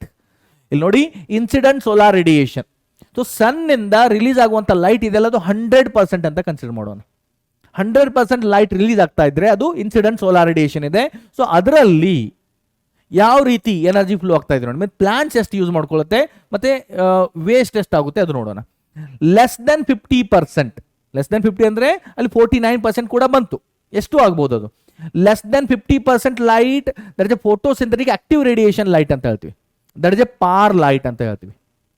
And more than 50% of light released from the sun, more than 50% of light released from the sun that is absorbed by gases or even clouds, or that light scattered in the atmosphere. Atmosphere ಅಲ್ಲಿ ಮತ್ತೆ scattered ಆಗಿರುತ್ತೆ, ಆ ಕಡೆ ಈ ಕಡೆ ಆಗಿ waste ಆಗಿ ಹೋಗ್ತಿರುತ್ತೆ. So less than 50% of light ಇದೆಯಲ್ಲ ಅದು photosynthetic active radiation light, or that is a PAR light, PAR, PAR light ಅಂತ ಶಾರ್ಟ್ಕಟ್ ಅಲ್ಲಿ ಹೇಳ್ತೀವಿ. And actually that light is useful for the photosynthesis in plants. But ಆ ಎಲ್ಲ complete light ಅನ್ನ plants ಗಳು use ಮಾಡ್ಕೊಳ್ಳೋದೇ ಇಲ್ಲ. ಎಷ್ಟು ಲೈಟ್ ಯೂಸ್ ಮಾಡ್ಕೊಳ್ಳೋದು ನೋಡಿ, only in that the photosynthetic active radiation light ಇದೆಯಲ್ಲ, ಪಾರ್ ಲೈಟ್ ಇದೆಯಲ್ಲ, ಅದರಲ್ಲಿ out of the less than 50%, ಇದನ್ನ ರೌಂಡ್ ಫಿಗರ್ ಆಗಿ 50% ಅಂತ ಕನ್ಸಿಡರ್ ಮಾಡಿ, ಗೊತ್ತಾಗುತ್ತೆ. So 45 to 49% of light is lost as a energy loss. ಆ ಲೈಟ್ ಅದನ್ನ ಪ್ಲಾಂಟ್ ಅಬ್ಸಾರ್ಬ್ ಮಾಡ್ಕೊಳ್ಳೋದೇ ಇಲ್ಲ. ದೆನ್ ಕ್ಯಾಪ್ಚರ್ಡ್ ಎನರ್ಜಿ ಅಷ್ಟಿದೆ, ಕ್ಯಾಪ್ಚರ್ಡ್ ಲೈಟ್ ಎನರ್ಜಿ ಎಷ್ಟು, hardly 1 to 5%. 45 to 49% energy loss ಆಗ್ತಾ ಇದೆ. Captured energy, trapped light energy is hardly 1 to 5%. Plant ಅಷ್ಟೇ ಎನರ್ಜಿಯನ್ನು ಕ್ಯಾಪ್ಚರ್ ಮಾಡ್ಕೊಳ್ತಾ ಇದೆ. ಎಂತಕ್ಕೆ? For the photosynthesis. And again in that 0.2 to 1% of energy is last during the respiration. ಅದನ್ನ respiration loss ಅಂತ ಹೇಳ್ತೀವಿ. ಎಷ್ಟು? 0.2 to 1% is the respiratory loss by the plants. So actually stored energy in the plants, that is the net primary productivity ಅಂತ ಹೇಳ್ತೀವಿ. So ಎಷ್ಟಿದೆ? So ಅದು 0.8 to 4% is the actual net productivity with respect to photosynthetic active radiation light ಅಂತ ಹೇಳ್ತೀವಿ. ಇದಾಯ್ತು. Or incident, with respect to incident solar radiation light. So ಇಲ್ಲಿ ನೋಡಿ light energy ಹೆಂಗೆ ಟ್ರಾನ್ಸ್ಫರ್ ಆಗ್ತಾ ಇದೆ from one trophic level to another trophic level. Sunlight ಇದೆ, small amount of light, hardly ಎಷ್ಟು ಓನ್ಲಿ 1%. ಇನ್ ಜನರಲಿ ನಾವು ಕ್ಯಾಲ್ಕುಲೇಷನ್ ಮಾಡುವಾಗ 1% of light ಅಷ್ಟೇ ಪ್ಲಾಂಟ್ಸ್ ಯೂಸ್ ಮಾಡ್ಕೊಳ್ಳುತ್ತೆ ಅಂತ ಹೇಳ್ತೀವಿ for photosynthesis, and remaining energy is lost in the form of heat ಆಗಿ loss ಆಗ್ತಾ ಇದೆ. So plants are comes under the first trophic level organism. So ಈ ಪ್ಲಾಂಟ್ಸ್ ಅನ್ನ ತಿಂದು ಬದುಕುವಂತ next group of organisms they are the herbivores ಇರುತ್ತೆ, but ಅಲ್ಲೂ ಕೂಡ ಹೀಟ್ ಲಾಸ್ ಆಗ್ತಾ ಇರುತ್ತೆ. ದೆನ್ ನೆಕ್ಸ್ಟ್ ಅಲ್ಲಿಂದ ಕಾರ್ನಿವೋರ್ಸ್ ಬರುತ್ತೆ. ಕಾರ್ನಿವೋರ್ಸ್ ಅಲ್ಲಿಂದ ಕೂಡ ಕಂಪ್ಲೀಟ್ ಎನರ್ಜಿ ನೆಕ್ಸ್ಟ್ ಲೆವೆಲ್ಗೆ ಟ್ರಾನ್ಸ್ಫರ್ ಆಗೋದಿಲ್ಲ, ಅಲ್ಲೂ ಕೂಡ ಹೀಟ್ ಲಾಸ್ ಆಗ್ತಾ ಇರುತ್ತೆ. ಆ್ಯಂಡ್ ಟಾಪ್ ಕಾರ್ನಿವೋರ್ಸ್ ಬರುತ್ತೆ, ಅಲ್ಲೂ ಕೂಡ ಕಂಪ್ಲೀಟ್ ಎನರ್ಜಿ ಇಲ್ಲಿ ಬರ್ಡಿಂದ, ಈ ಸ್ಪ್ಯಾರೋದಿಂದ, ಅಲ್ಲಿ ಈಗಲ್ಸ್ ಇದೆ ಅಲ್ವಾ, ಈಗಲ್ಸ್ಗೆ ಕಂಪ್ಲೀಟ್ ಎನರ್ಜಿ ಟ್ರಾನ್ಸ್ಫರ್ ಆಗೋದಿಲ್ಲ, ಅಲ್ಲೂ ಕೂಡ ಮಧ್ಯದಲ್ಲಿ ಹೀಟ್ ಲಾಸ್ ಆಗ್ತಾ ಇರುತ್ತೆ. ಆ್ಯಂಡ್ ಕೆಲವೊಂದು ಈ ಅನಿಮಲ್ಸ್ ಡೆತ್ ಆಯ್ತಂದ್ರೆ, ಈಗ ಇಲ್ಲಿ ಇನ್ಸೆಕ್ಟ್ ಇದೆ ಅಥವಾ ಬರ್ಡ್ ಇದೆ, ಸ್ಪ್ಯಾರೋ ಇದೆ ಅಥವಾ ಈಗಲ್ ಇದೆ, ಇವುಗಳ ಡೆತ್ ಆಯ್ತು ಅಂದ್ರೂ ಕೂಡ ಅದು ಆ ಎನರ್ಜಿ ಡಿಕಂಪೋಸರ್ಸ್ಗೆ ಟ್ರಾನ್ಸ್ಫರ್ ಆಗುತ್ತೆ ಮತ್ತು ಅಲ್ಲೂ ಕೂಡ ಹೀಟ್ ಲಾಸ್ ಆಗ್ತಾ ಇರುತ್ತೆ. ಈ ರೀತಿ ಎನರ್ಜಿ ಟ್ರಾನ್ಸ್ಫರ್ ಆಗ್ತಾ ಇರುತ್ತೆ. But while transferring the energy, while energy flow from one trophic level to another trophic level, ಅಲ್ಲಿ ಮಧ್ಯ ಕೂಡ ಹೀಟ್ ಲಾಸ್ ಆಗ್ತಾ ಇರುತ್ತೆ. ಕಂಪ್ಲೀಟ್ 100% ಎನರ್ಜಿ ಟ್ರಾನ್ಸ್ಫರ್ ಆಗೋದೇ ಇಲ್ಲ. ಅದನ್ನೇ ನೋಡೋಣ ನೋಡಿ. ಸೊ ಎನರ್ಜಿ ಫ್ಲೋ ಆಗ್ತಾ ಇದೆಯಲ್ಲ one trophic level to another trophic level, it follows 2 laws. First law of thermodynamics and second law of thermodynamic ಅನ್ನು ಕೂಡ ಇದು ಫಾಲೋ ಮಾಡ್ತಾ ಇರುತ್ತೆ. ಹೆಂಗೆ ಫಾಲೋ ಮಾಡುತ್ತೆ ನೋಡಿ. So usually according to first law of thermodynamics, energy neither be created nor be destroyed, but it is transferred from one form to another form. Energy create ಮಾಡ್ಲಿಕ್ಕೂ ಆಗೋಲ್ಲ, ಎನರ್ಜಿಯನ್ನು ಪರ್ಫೆಕ್ಟ್ ಆಗಿ ಡಿಸ್ಟ್ರಾಯ್ ಮಾಡ್ಲಿಕ್ಕೂ ಆಗೋದಿಲ್ಲ, ಬಟ್ ಅದನ್ನ ಒಂದು form ಇಂದ another ಫಾರ್ಮ್ಗೆ, ಅಂದ್ರೆ ಒನ್ ಟ್ರಾಪಿಕ್ ಲೆವೆಲ್ ಇಂದ ಅನದರ್ ಟ್ರಾಪಿಕ್ ಲೆವೆಲ್ ಆಫ್ ಆರ್ಗಾನಿಸಮ್ಗೆ ಟ್ರಾನ್ಸ್ಫರ್ ಮಾಡಬಹುದು. So that is the first law of thermodynamics. Second law of thermodynamics ಏನ್ ಹೇಳ್ತಾ ಇದೆ ನೋಡಿ, no transfer of energy unless it's degradation from concentrated to dissipated form is known as second law of thermodynamics ಅಂತ ಹೇಳ್ತೀವಿ. ಏನ್ ಹೇಳ್ತಾ ಇದ್ದಾರೆ ನೋಡಿ, no transfer of energy unless it's a degradation from concentrated to dissipated form. ಈಗ ಒಂದು organism ಇದೆ, okay, ಒಂದು ಪ್ಲಾಂಟ್ಸ್ ಕನ್ಸಿಡರ್ ಮಾಡಿ. ಪ್ಲಾಂಟ್ಸ್ ಬಾಡಿಯಲ್ಲಿ ಸ್ಟೋರ್ಡ್ ಎನರ್ಜಿ ಇದೆ, ಇಮಿಡಿಯೇಟ್ಲಿ ಆಗಿ ಅದು ನೆಕ್ಸ್ಟ್ ಟ್ರಾಪಿಕ್ ಲೆವೆಲ್ಗೆ ಟ್ರಾನ್ಸ್ಫರ್ ಆಗೋದಿಲ್ಲ. ಆ ಪ್ಲಾಂಟ್ ಬಾಡಿಯಲ್ಲಿರುವಂಥ ಎನರ್ಜಿಯನ್ನು ಬೇರೆ ಎನಿಮಲ್ಸ್ ತಿಂದಾದ್ಮೇಲೆ ಅದರ ಬ್ರೇಕ್ ಡೌನ್ ಆಗಬೇಕು. ಬ್ರೇಕ್ ಡೌನ್ ಅಂದರೆ fragmentation, that is A part of degradation only, ಅಥವಾ ಡಿಕಂಪೋಸಿಷನ್. ಸೊ ಅದರ ಬ್ರೇಕ್ ಡೌನ್ ಆಗಬೇಕು. ಕಾನ್ಸಂಟ್ರೇಟೆಡ್ ಫಾರ್ಮ್ ಅಲ್ಲಿ ಇದೆಯಲ್ಲ, ಸ್ಟೋರ್ಡ್ ಫುಡ್ ಸ್ಟಾರ್ಚ್ ಪಾಲಿಮರ್ ಇದೆಯಲ್ಲ, ಅದರ ಬ್ರೇಕ್ ಡೌನ್ ಆಗಬೇಕು, ಮತ್ತೆ ಆ ಎನರ್ಜಿ ಡಿಸ್ಪರ್ಸ್ ಆಗಬೇಕು, ಅಂದ್ರೆ ಸಿಂಪ್ಲಿಫೈ ಆಗಬೇಕು, ಆಮೇಲೆ ಅದು ಬೇರೆ ಫಾರ್ಮ್ಗೆ ಟ್ರಾನ್ಸ್ಫರ್ ಆಗುತ್ತೆ. ಆ ಸಿಂಪ್ಲಿಫೈಡ್ ಫಾರ್ಮ್ ಅಲ್ಲೇ ಟ್ರಾನ್ಸ್ಫರ್ ಆಗುತ್ತೆ, directly as it is larger form ಅಲ್ಲಿ ಅದು ಟ್ರಾನ್ಸ್ಫರ್ ಆಗೋದಿಲ್ಲ. So that is second law of thermodynamics ಅಂತ ಹೇಳ್ತೀವಿ. ಅಂಡ್ ಈ ಎನರ್ಜಿ ಫ್ಲೋ ಹೆಂಗಾಗುತ್ತೆ, how this energy flow will takes place, ಅದನ್ನ ಎಕ್ಸ್ಪ್ಲೇನ್ ಮಾಡಲಿಕ್ಕೆ there is one scientist, his name is Lindeman. He given a ಒಂದು theory that is a 10% law of energy transfer ಅಂತ ಹೇಳ್ತೀವಿ. Lindeman's 10% law of energy transfer ಅಂತ ಹೇಳ್ತೀವಿ. ಇದನ್ನು ಏನಿದು Lindeman's 10% law of energy transfer?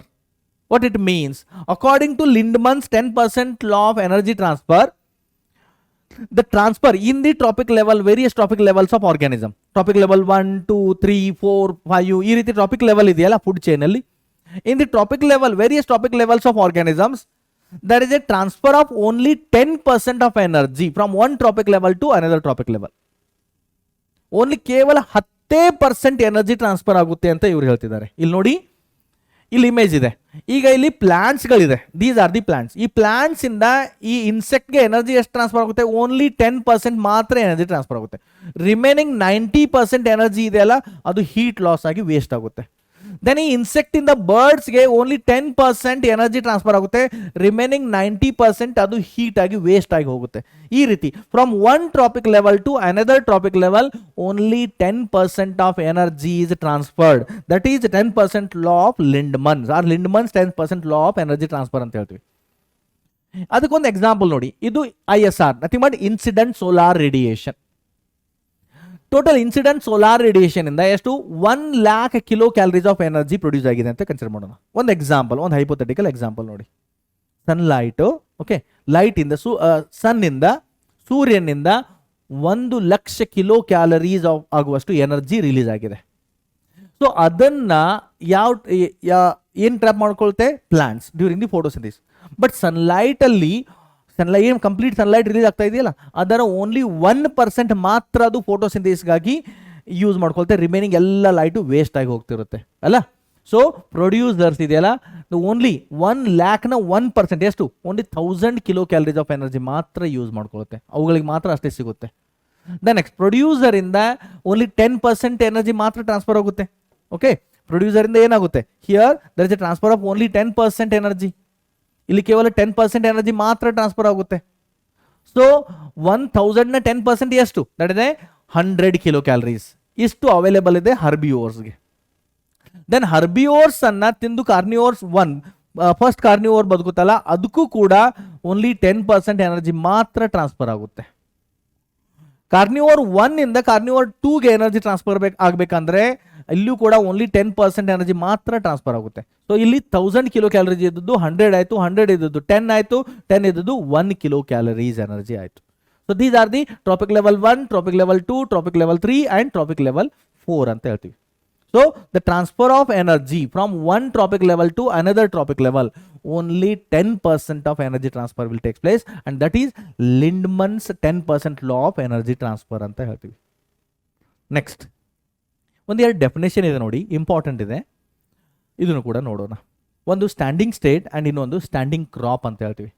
What is the standing state?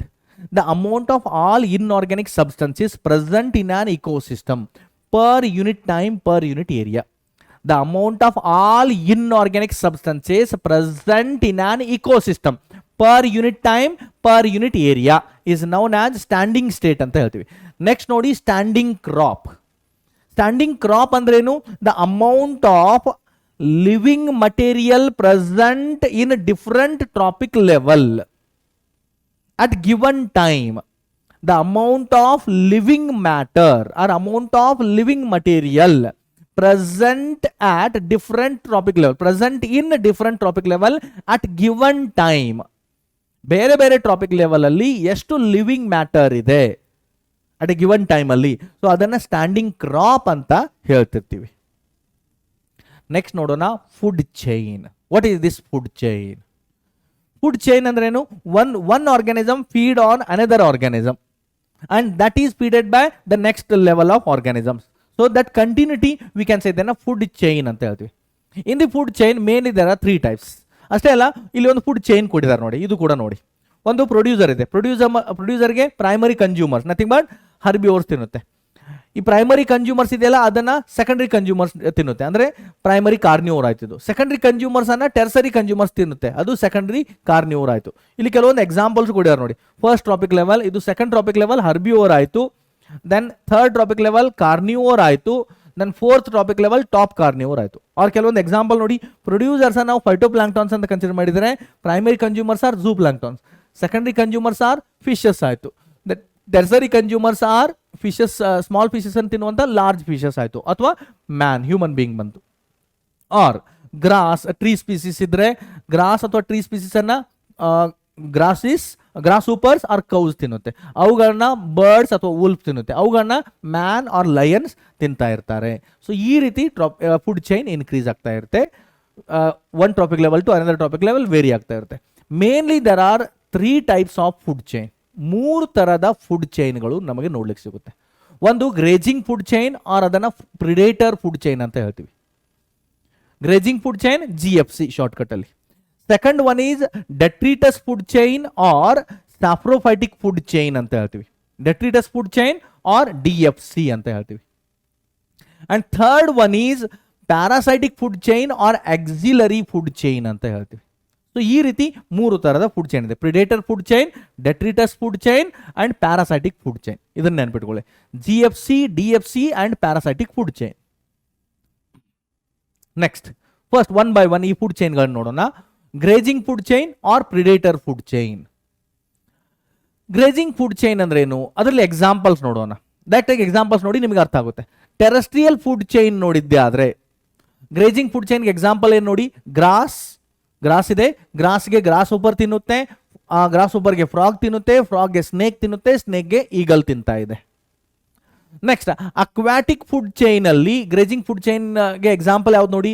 In aquatic ecosystem ಅಲ್ಲಿ phytoplanktons, ಅದನ್ನ ತಿನ್ಲಿಕ್ಕೆ ಝೂ ಪ್ಲಾಂಕ್ಟಾನ್ಸ್ಗೆ ಸ್ಮಾಲ್ ಫಿಶಸ್, ಸ್ಮಾಲ್ ಫಿಶಸ್ಗೆ ಲಾರ್ಜ್ ಫಿಶಸ್ ಇದೆ. ಈ ರೀತಿ ಚೇಂಜ್ ಆಗ್ತಾ ಇದೆ. ದಟ್ ವಿ ಕ್ಯಾನ್ ಸೆಟ್ ಇದೆ ಗ್ರೇಜಿಂಗ್ ಫುಡ್ ಚೈನ್ ಅಂತ ಹೇಳ್ತೀವಿ.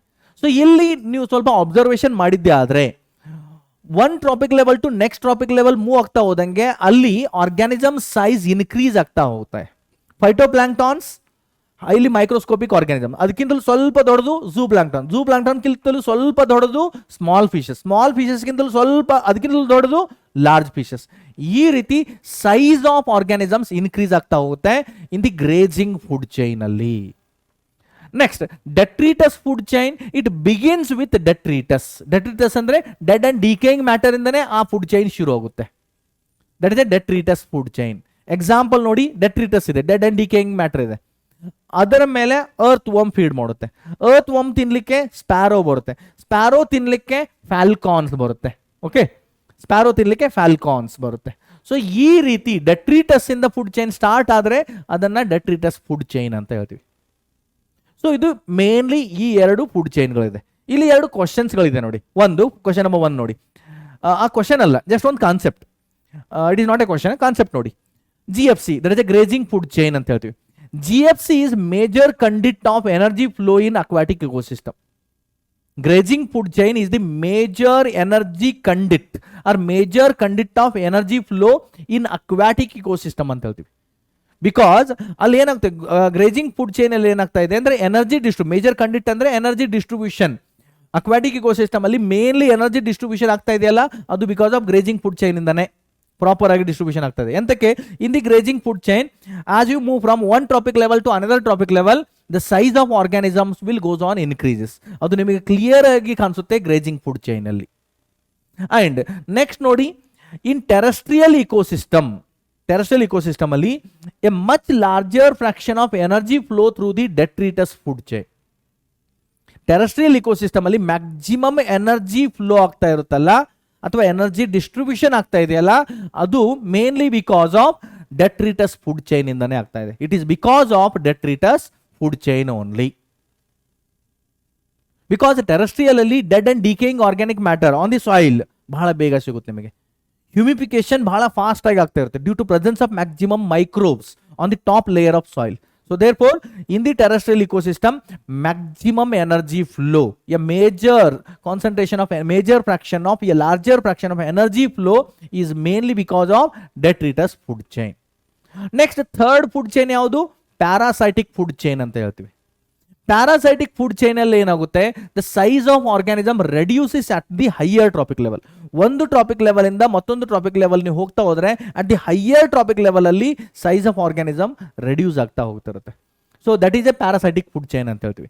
ಎಕ್ಸಾಂಪಲ್ ನೋಡಿ, ಒಂದು ಟ್ರೀ ಇದೆ. On that tree there are many birds are there. On each bird there are many parasitic insects are there, like ticks are there. ಪ್ರತಿಯೊಂದು bird, ಒಂದು large tree ಇದೆ, tree size ಬಹಳ ದೊಡ್ಡದಾಯ್ತು, ಆ ಟ್ರೀ ಮೇಲೆ ಬಹಳಷ್ಟು ಬರ್ಡ್ಸ್ಗಳು ಕೂತಿದೆ. ಓಕೆ, ಅಂದ್ರೆ ಬರ್ಡ್ ಸೈಜ್, ಪ್ರತಿಯೊಂದು ಬರ್ಡ್ ಸೈಜ್ ಸಣ್ಣದಾಗ್ತಾ ಹೋಯ್ತು. ಪ್ರತಿಯೊಂದು ಬರ್ಡ್ ಮೇಲೆ ಅಲ್ಲಿ ಟಿಕ್ಸ್ ಇದೆ, ಲೈಸ್ ಇದೆ, ಅಥವಾ ಪ್ಯಾರಾಸೈಟಿಕ್ ಎಕ್ಟೋ ಪ್ಯಾರಾಸೈಟ್ಸ್ಗಳಿವೆ. ಪ್ರತಿಯೊಂದು ಬರ್ಡ್ ಮೇಲೂ ಕೂಡ ಪ್ಯಾರಾಸೈಟಿಕ್ ಇನ್ಸೆಕ್ಟ್ಸ್ಗಳಿದೆ. ಸೊ ಆ ಪ್ಯಾರಾಸೈಟಿಕ್ ಇನ್ಸೆಕ್ಟ್ ಸೈಜ್ ಕಡಿಮೆ ಆಗ್ತಾ ಹೋಯ್ತಲ್ಲ. So in the parasitic food chain the size of organism reduces at the higher trophic level. Higher trophic level ಅಲ್ಲಿ ಸೈಜ್ ಆಫ್ ಆರ್ಗ್ಯಾನಿಸಮ್ಸ್ ರೆಡ್ಯೂಸ್ ಆಗ್ತಾ ಹೋಗುತ್ತೆ. ಸೊ ಅದನ್ನ ಪ್ಯಾರಾಸೈಟಿಕ್ ಫುಡ್ ಚೈನ್ ಅಂತ ಹೇಳ್ತೀವಿ. ದ ನೆಕ್ಸ್ಟ್, ಇದು ಫುಡ್ ಚೈನ್ ಆಯಿತು. The next, ಅದರ ಜೊತೆಗೆ ಇನ್ನೊಂದು ಕಾನ್ಸೆಪ್ಟ್ ಬರುತ್ತೆ, ಫುಡ್ ವೆಬ್ ಅಂತಾನು ಕೂಡ ಒಂದು ಕಾನ್ಸೆಪ್ಟ್ ಬರುತ್ತೆ. What is that food web? Food web ಅಂದ್ರೆ the network of food chain together referred as a food web ಅಂತ ಹೇಳ್ತೀವಿ. ನೆಟ್ವರ್ಕ್ ಆಫ್ ಫುಡ್ ಚೈನ್, ಒಂದೇ ಫುಡ್ ಚೈನ್ ಅಲ್ಲ, ಬಹಳಷ್ಟು ಕಾಂಪ್ಲೆಕ್ಸ್ ಫುಡ್ ಚೈನ್ಗಳು ಎಲ್ಲವೂ ಸೇರಿ ಒಂದು ನೆಟ್ವರ್ಕ್ ಆಗುತ್ತೆ, ಅದನ್ನ ಫುಡ್ ವೆಬ್ ಅಂತ ಹೇಳ್ತೀವಿ. ಹೇಗೆ ನೋಡಿ, ಒಂದು ಗ್ರಾಸ್ ಇದೆ, ಗ್ರಾಸನ್ನ ಗ್ರಾಸ್ ಹೂಪರು ತಿಂತಾ ಇದೆ, ಗ್ರಾಸನ್ನ ರ್ಯಾಬಿಟ್ಟು ತಿಂತಾ ಇದೆ. ಓಕೆ, ಆ ಗ್ರಾಸನ್ನ ಕೌ ಅಂಡ್ ಜಿಬ್ರಾಗಳ ಕೂಡ ಡೀರ್, ಜಿಬ್ರಾ, ಕೌ ಇದೆಲ್ಲ ತಿಂತಾ ಇದೆ. ಗ್ರಾಸ್ ಸೂಪರ್ ತಿನ್ಲಿಕ್ಕೆ ಫ್ರಾಗ್ ಬರ್ತಾ ಇದೆ, ರ್ಯಾಬಿಟ್ ಅನ್ನ ತಿನ್ಲಿಕ್ಕೆ ಟೈಗರ್ ಬರ್ತಾ ಇದೆ, ವುಲ್ಫ್ ಬರ್ತಾ ಇದೆ, ಜಾಕಲ್ ಬರ್ತಾ ಇದೆ, ಲೆಪರ್ಡ್ ಬರ್ತಾ ಇದೆ. ದೆನ್ ಕೌ, ಜಿಬ್ರಾ ಅಥವಾ ಡೀರ್ ಇವುಗಳನ್ನ ತಿನ್ಲಿಕ್ಕೆ ಅಲ್ಲಿ ಟೈಗರ್, ಲೆಪರ್ಡ್, ಜಾಕಲ್ಸ್ ಬರ್ತಾ ಇದೆ. ದೆನ್ ಇಲ್ಲಿ ಗ್ರಾಸ್ ಸೂಪರ್ ಇತ್ತಲ್ಲ, ಗ್ರಾಸ್ ಸೂಪರ್ ಅನ್ನ ತಿನ್ಲಿಕ್ಕೆ ಅಲ್ಲಿ ಫ್ರಾಗ್ ಬರ್ತಾ ಇದೆ. ಫ್ರಾಗ್ಸ್ ಅನ್ನ ತಿನ್ಲಿಕ್ಕೆ ಅಲ್ಲಿ ಸ್ನೇಕ್ಸ್ ಇರುತ್ತೆ, ಅಥವಾ ಉಲ್ಫ್ ಇರುತ್ತೆ, ಜಾಕಲ್ಸ್ ಇರುತ್ತೆ. ದೆನ್ ರ್ಯಾಬಿಟ್ಗೆ ಡೈರೆಕ್ಟ್ಲಿ ಟೈಗರ್ ಲೆಪರ್ಡ್ ತಿಂತಾ ಇತ್ತು, ಅದು ಡೈರೆಕ್ಟ್ಲಿ ಟಾಪ್ ಕಾರ್ನಿವರ್ಸ್ಗೆ ಹೋಯ್ತು, ಅಲ್ಲೇನು ಪ್ರಾಬ್ಲಮ್ ಇಲ್ಲ. ದೆನ್ ಡಿಯರ್ ಜಿಬ್ರಾ ಇತ್ತಲ್ಲ, ಇದು ಕೂಡ ಟಾಪ್ ಕಾರ್ನಿವರ್ಸ್ಗೆ ತಿಂತಾ ಇದೆ, ಅಲ್ಲೂ ಕ್ವಶನ್ ಇಲ್ಲ. ದೆನ್ ಉಲ್ಫ್ ಜಾಕಲ್ಸ್ ಇದೆಯಲ್ಲ, sometimes they may be the food of even tiger. Top carnivores ಇಲ್ಲ, ಅವುಗಳ ಫುಡ್ ಕೂಡ ಅವು ಆಗ್ತಾ ಇರುತ್ತೆ ಕೆಲವೊಂದ್ಸಲ. ಸೊ ಈ ರೀತಿ ಕಾಂಪ್ಲೆಕ್ಸ್ ನೆಟ್ವರ್ಕ್, ಒಂದೇ ಸೋರ್ಸ್ ಇದೆ, ಅದು ಕಾಂಪ್ಲೆಕ್ಸ್ ನೆಟ್ವರ್ಕ್ ಆಗ್ತಾ ಇದೆ, ಅದು ಫುಡ್ ವೆಬ್ ಅಂತ ಹೇಳ್ತೀವಿ. ಅಂಡ್ ಮತ್ತೆ ಈ ಜನರಲಿ ಇಕೋಸಿಸ್ಟಮ್ ಅಲ್ಲಿ ಫುಡ್ ಚೈನ್ ವರ್ಕ್ ಮಾಡೋದಿಲ್ಲ. Food chain is a hypothetical idea, but in the ecosystem you can find the food web. ನಿಮಗೆ ಫುಡ್ ವೆಬ್ ಕಾಣಿಸ್ತಾ ಇರುತ್ತೆ. ಎಂತಕ್ಕಂದ್ರೆ from the food web many organisms, the organisms of different trophic level they get the food from different sources. ಬೇರೆ ಬೇರೆ source ಇಂದ ಅವುಗಳಿಗೆ food ಸಿಗ್ತಾ ಇರುತ್ತೆ. ಈಗ ಫ್ರಾಗ್ ಇದೆಯಲ್ಲ, ಫ್ರಾಗ್ ಕೇವಲ ಗ್ರಾಸ್ ಸೂಪರ್ ಮಾತ್ರ ತಿನ್ನೋದಿಲ್ಲ, ಫ್ರಾಗ್ ಬೇರೆ ಬೇರೆ ತರದ ಇನ್ಸೆಕ್ಟ್ಗಳನ್ನು ತಿಂತಾ ಇರುತ್ತೆ. ಸೊ ಅಲ್ಲಿ ಸೋರ್ಸಸ್ ಆಫ್ ಫುಡ್ ಅವುಗಳಿಗೆ ಜಾಸ್ತಿ ಸಿಗ್ತಾ ಇದೆ. ಸೊ ಅದನ್ನ ನಾವು ಫುಡ್ ವೆಬ್ ನೇಚರ್ ಅಲ್ಲಿ ಆಪರೇಟ್ ಮಾಡುತ್ತೆ ಅಂತ ಹೇಳ್ತೀವಿ. ನೆಕ್ಸ್ಟ್ ನೋಡೋಣ, ಎಕಾಲಜಿಕಲ್ ಪಿರಾಮಿಡ್ಸ್, ಆರ್ ಇದನ್ನ ಎಲ್ಟೋನಿಯನ್ ಪಿರಾಮಿಡ್ಸ್ ಕೂಡ ಅಂತ ಹೇಳ್ತೀವಿ. First time the concept of this ecological pyramid was given by a scientist Elton. ಅದಕ್ಕೆ ಎಲ್ಟೋನಿಯನ್ ಪಿರಾಮಿಡ್ ಅಂತ ಹೇಳ್ತೀವಿ. ಎಕಾಲಜಿಕಲ್ ಪಿರಾಮಿಡ್ ಅಂದ್ರೆ ಏನು? It is a graphical representation of organisms are various different trophic levels in the ecosystem. So that is the ecological pyramid. The components of are common parameters used to draw this graphical representation. ಯಾವ common parameters ಅನ್ನ use ಮಾಡ್ತಾರೆ ನೋಡಿ. ಒಂದು number of individuals in each trophic level, ಪ್ರತಿಯೊಂದು trophic level ಅಲ್ಲಿ ಎಷ್ಟು biomass ಇದೆ, R energy ಆಟ್ different trophic level, ಒಂದು ಟ್ರಾಪಿಕ್ ಲೆವೆಲ್ ಇಂದ ಇನ್ನೊಂದು ಟ್ರಾಪಿಕ್ ಲೆವೆಲ್ಗೆ ಎಷ್ಟು ಎನರ್ಜಿ ಫ್ಲೋ ಆಗ್ತಾ ಇದೆ, ಅದೆಲ್ಲವನ್ನು ನೋಡ್ತಾರೆ ಇನ್ ದಿ ಎಕಾಲಜಿಕಲ್ ಪಿರಾಮಿಡ್ಸ್ ಅಲ್ಲಿ. ನೆಕ್ಸ್ಟ್ ನೋಡೋಣ, ಸೇಪ್ ಆಫ್ ಪಿರಾಮಿಡ್ಸ್. ಪಿರಾಮಿಡ್ಸ್ಗಳು ಅಪ್ರೈಟ್ ಕೂಡ ಇರ್ಬೋದು, ಇನ್ವರ್ಟೆಡ್ ಇರ್ಬೋದು, or they may be spindle pyramids ಕೂಡ ಇರ್ಬೋದು. ಪಿರಾಮಿಡ್ ಅಂದ್ರೆ ಏನು? ಗೋಪುರ, ಟ್ರಯಾಂಗಲ್. ಇಲ್ಲಿ ನೋಡಿ, okay. So these are the pyramids. ಇಲ್ಲಿ ಅಲ್ಲ, ಇದು ಒಂದು ಟ್ರಯಾಂಗ್ಯುಲರ್ ಶೇಪ್ ಇದೆ, ಇದು ಒಂದು ಪಿರಾಮಿಡ್ ಅಂತ ಹೇಳ್ತೀವಿ. ಈಜಿಪ್ಟಿಯನ್ ಪಿರಾಮಿಡ್ ಅಂತ ನೀವು ಕೇಳಿದಿರಲ್ಲ, ಅದೇ triangular shape. So there are mainly 3 types of pyramids on the basis of what kind of parameters they are used. ಒಂದು ನಂಬರ್ ಆಫ್ ಇಂಡಿವಿಜುವಲ್ಸ್ ಕನ್ಸಿಡರ್ ಮಾಡ್ತಿದ್ದಾರೆ, ಅಥವಾ biomass in each trophic level ಅಂತ consider ಮಾಡ್ತಿದ್ದಾರೆ, ಅಥವಾ energy flow from one trophic level to another trophic level. ಈ 3 ಪ್ಯಾರಾಮೀಟರ್ಗಳಲ್ಲಿ ಯಾವ parameter consider ಮಾಡ್ತಿದ್ದಾರೆ ಅದರ ಆಧಾರದ ಮೇಲೆ there are 3 types of ecological pyramids. 3 ತರದ ಎಕಾಲಜಿಕಲ್ ಪಿರಾಮಿಡ್ಸ್ ಬರುತ್ತೆ. ಒಂದು pyramid of number. Pyramid of ನಂಬರ್ಗೆ ಕೆಲವೊಂದು ಇಲ್ಲಿ ಟೋಟಲ್ 4 ಎಕ್ಸಾಂಪಲ್ಸ್ಗಳನ್ನ ಕೊಟ್ಟಿದೆ ನೋಡಿ. ಒಂದು grassland pyramid. Pyramid of number in the grassland is always upright ಇರುತ್ತೆ. ಒಂದು ಗ್ರಾಸ್ ಲ್ಯಾಂಡ್ ಇದೆ, ಅಲ್ಲಿ ನೋಡಿ total primary producers nothing but they are the grasses. Grassland ಅಲ್ಲಿ ಗ್ರಾಸಸ್ ಆಯಿತು, primary P nothing but primary producers ಎಷ್ಟಿದೆ? Usually 58,42,000 grasses ಇದೆ, or 5,842,000 grasses ಇದೆ. ನೆಕ್ಸ್ಟ್ ಆ ಗ್ರಾಸಸ್ ಅನ್ನ ತಿನ್ಲಿಕ್ಕೆ ಪ್ರೈಮರಿ ಕನ್ಸ್ಯೂಮರ್ಸ್ ಎಷ್ಟಾಯ್ತು? ದಟ್ ಇಸ್ 7,08,000 ಪ್ರೈಮರಿ ಕನ್ಸ್ಯೂಮರ್ಸ್ ಇದೆ. ಆ ಪ್ರೈಮರಿ ಕನ್ಸ್ಯೂಮರ್ಸ್ ಅನ್ನ ತಿನ್ಲಿಕ್ಕೆ ಸೆಕೆಂಡರಿ ಕನ್ಸ್ಯೂಮರ್ಸ್ ಎಷ್ಟಿದೆ? 3,54,000. ಈ ಸೆಕೆಂಡರಿ ಕನ್ಸ್ಯೂಮರ್ಸ್ ಅನ್ನ ತಿನ್ಲಿಕ್ಕೆ ಟಾಪ್ ಕಾರ್ನಿವೋರ್ಸ್ ಅಂದ್ರೆ ಟೈಗರ್ಸ್, ಲೆಪರ್ಡ್ಸ್, ಲಯನ್, ಒಂದು ಫಾರೆಸ್ಟ್ ಅಲ್ಲಿ 3-4 ಸಾಕು, they are enough. Okay, so 3 top carnivores ಇದೆ. ಇದು ಏನಾಯ್ತು? ಪಿರಾಮಿಡ್ ಶೇಪ್ ಏನಾಗಿದೆ? ಅಪ್ರೈಟ್ ಆಗ್ತಾ ಇದೆ, ಗೋಪುರ ಹಿಂಗೆ ಮೇಲೆ ಹೋಗ್ತಾ ಇದೆ. So that is upright pyramid ಅಂತ ಹೇಳ್ತೀವಿ. ಟ್ರೀ ಇಕೋಸಿಸ್ಟಮ್, ಒಂದು ಸಿಂಗಲ್ ಟ್ರೀ ಕನ್ಸಿಡರ್ ಮಾಡಿದರೆ ಅದು ಸ್ಪಿಂಡಲ್ ಕೂಡ ಆಗುತ್ತೆ, ಇನ್ವರ್ಟೆಡ್ ಕೂಡ ಆಗುತ್ತೆ. ಸಿಂಗಲ್ ಟ್ರೀ ಇದೆ, ಟ್ರೀ ಮೇಲೆ ಬಹಳಷ್ಟು ಬರ್ಡ್ ಇದೆ. ಆ ಬರ್ಡ್ಗಳನ್ನ ಒಂದು ಕನ್ಸಿಡರ್ ಮಾಡಿ, ಒಂದು ಲಾರ್ಜ್ ಟ್ರೀ ಇದೆ, ಆ ಟ್ರೀ ಮೇಲೆ ಒಂದು 20 ಬರ್ಡ್ಸ್ ಇದೆ. ಆ ಎಲ್ಲ ಬರ್ಡ್ಸ್ಗಳು ತಿನ್ಲಿಕ್ಕೆ ಒಂದು ಹಾಕ್ ಈಸ್ ಇನಫ್, 1 ಹಾಕ್ is enough. So that is a tree, that is A spindle shape. ಇದು ಹೆಂಗಾಯ್ತು? ಅಪ್ರೈಟ್ ಇಲ್ಲ, ಇದು ಸ್ಪಿಂಡಲ್ ಶೇಪ್ಡ್ ಬರ್ತಾ ಇದೆ ಅಲ್ಲ, ಈ ರೀತಿ ಸ್ಪಿಂಡಲ್ ಶೇಪ್ಡ್ ಬರ್ತಾ ಇದೆ, ಅದನ್ನ ಸ್ಪಿಂಡಲ್ ಪಿರಾಮಿಡ್ ಅಂತ ಹೇಳ್ತೀವಿ, ಸ್ಪಿಂಡಲ್ ಶೇಪ್ಡ್ ಪಿರಾಮಿಡ್. ನೆಕ್ಸ್ಟ್ ಇದೇ ಟ್ರೀ ಇಕೋಸಿಸ್ಟಮ್ ಇನ್ವರ್ಟೆಡ್ ಕೂಡ ಆಗಬಹುದು. ಹೆಂಗ್ ನೋಡಿ, ಒಂದು ಸಿಂಗಲ್ ಟ್ರೀ ಇದೆ, ಆ ಟ್ರೀ ಮೇಲೆ ಬಹಳಷ್ಟು ಬರ್ಡ್ಸ್ಗಳಿದೆ, ಪ್ರತಿಯೊಂದು ಬರ್ಡ್ ಮೇಲೆ ಬಹಳಷ್ಟು ಪ್ಯಾರಾಸೈಟಿಕ್ ಇನ್ಸೆಕ್ಟ್ಸ್ ಇದೆ, ಪ್ರತಿಯೊಂದು ಬರ್ಡ್ ಮೇಲೆ ಬಹಳಷ್ಟು ಪ್ಯಾರಾಸೈಟಿಕ್ ಇನ್ಸೆಕ್ಟ್ ಇದೆ. ಹಾಗಾದ್ರೆ ಈ ಪಿರಾಮಿಡ್ ಹೆಂಗಾಯ್ತು? ಅಪ್ರೈಟ್ ಇಲ್ಲ, ಇನ್ವರ್ಟೆಡ್ ಆಗ್ತಾ ಇದೆ ಅಲ್ಲ. ಪಿರಾಮಿಡ್ ಏನಾಗ್ತಾ ಇದೆ? Inverted pyramid. ಅದೇ ಪಾಂಡ್ ಇಕೋಸಿಸ್ಟಮ್ ನೋಡಿ, ಅದರ ಪಿರಾಮಿಡ್ ಯಾವತ್ತೂ ಅಪ್ರೈಟ್ ಇರ್ತಾ ಇದೆ. With respect to number pyramid ಹೇಳ್ತಾ ಇದ್ದೀನಿ. ಫೈಟೋಪ್ಲಾಂಕ್ಟಾನ್ಸ್ ಬಹಳ ಇರುತ್ತೆ. ಆ ಫೈಟೋಪ್ಲಾಂಕ್ಟಾನ್ಸ್ ಅನ್ನು ತಿನ್ನಲಿಕ್ಕೆ ಝೂ ಪ್ಲಾಂಕ್ಟಾನ್ಸ್ ಬರ್ತಾ ಇದೆ. ಆ ಝೂ ಪ್ಲಾಂಕ್ಟಾನ್ಸ್ ತಿನ್ನಲಿಕ್ಕೆ ಸ್ಮಾಲ್ ಫಿಶಸ್ ತಿನ್ನಲಿಕ್ಕೆ ಕೆಲವು ಲಾರ್ಜ್ ಫಿಶಸ್ ಇರುತ್ತೆ. ಸೊ ಅಲ್ಲಿ ಪಿರಾಮಿಡ್ ಏನಾಯಿತು, it is A upright pyramid ಆಗ್ತಾ ಇದೆ. ನೆಕ್ಸ್ಟ್ ನೋಡಿ, that is A biomass, pyramid of biomass. Pyramid of biomass ಇದು ನೆನಪಿರಲಿ, ಇದರ ಮೇಲೆ ಬಹಳಷ್ಟು ಕ್ವಶನ್ ಕೇಳ್ತಾರೆ. ಈಗ ರೀಸೆಂಟ್ ಆಗಿ 2022ರಲ್ಲಿ ನೀಟ್ ಎಕ್ಸಾಮ್ ಆಯ್ತಲ್ಲ, ಅದರಲ್ಲೂ ಕೂಡ ಪಿರಾಮಿಡ್ ಆಫ್ ಬಯೋಮಾಸ್ ಮೇಲೆ ಒಂದು ಡೈರೆಕ್ಟ್ ಆಗಿ ಕ್ವಶನ್ ಕೇಳಿದ್ರು. That is a aquatic ecosystem is always inverted pyramid ಇರುತ್ತೆ. Pyramid of biomass in the aquatic ecosystem is always inverted, ಅದು ಯಾವತ್ತೂ ಇನ್ವರ್ಟೆಡ್ ಇರುತ್ತೆ. ಅಂಡ್ ಟೆರೆಸ್ಟ್ರಿಯಲ್ ಇಕೋಸಿಸ್ಟಮ್ ಅಲ್ಲಿ ಅದು ಅಪ್ರೈಟ್ ಇರಬಹುದು. ಹೆಂಗಿರುತ್ತೆ ನೋಡಿ, ಯೂಶಲಿ ಅಕ್ವಾಟಿಕ್ ಇಕೋಸಿಸ್ಟಮ್ ಅಂದ್ರೆ ಒಂದು ಪಾಂಡ್ ಕನ್ಸಿಡರ್ ಮಾಡೋಣ, ಅದರ ಬಯೋಮಾಸ್ ನೋಡ್ತಾ ಇದೀವಿ ನಾವು.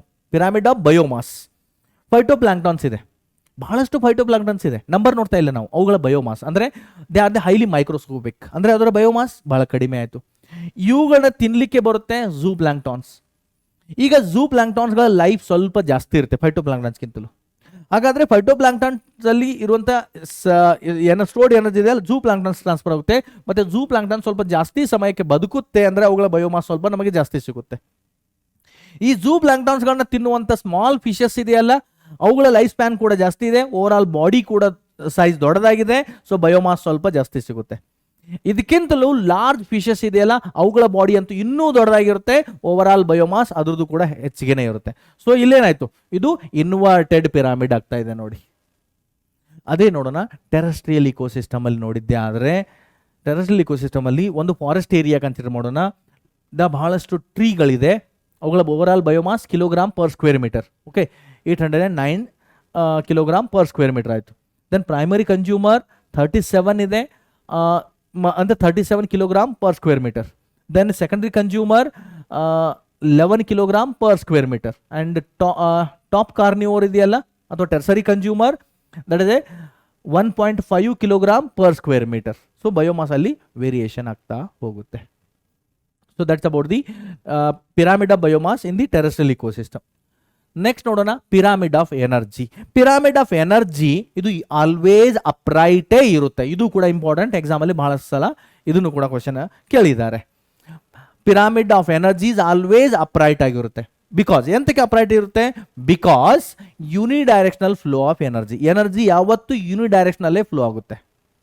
Because of unidirectional flow of energy, the pyramid of energy is always upright ಆಗಿರುತ್ತೆ.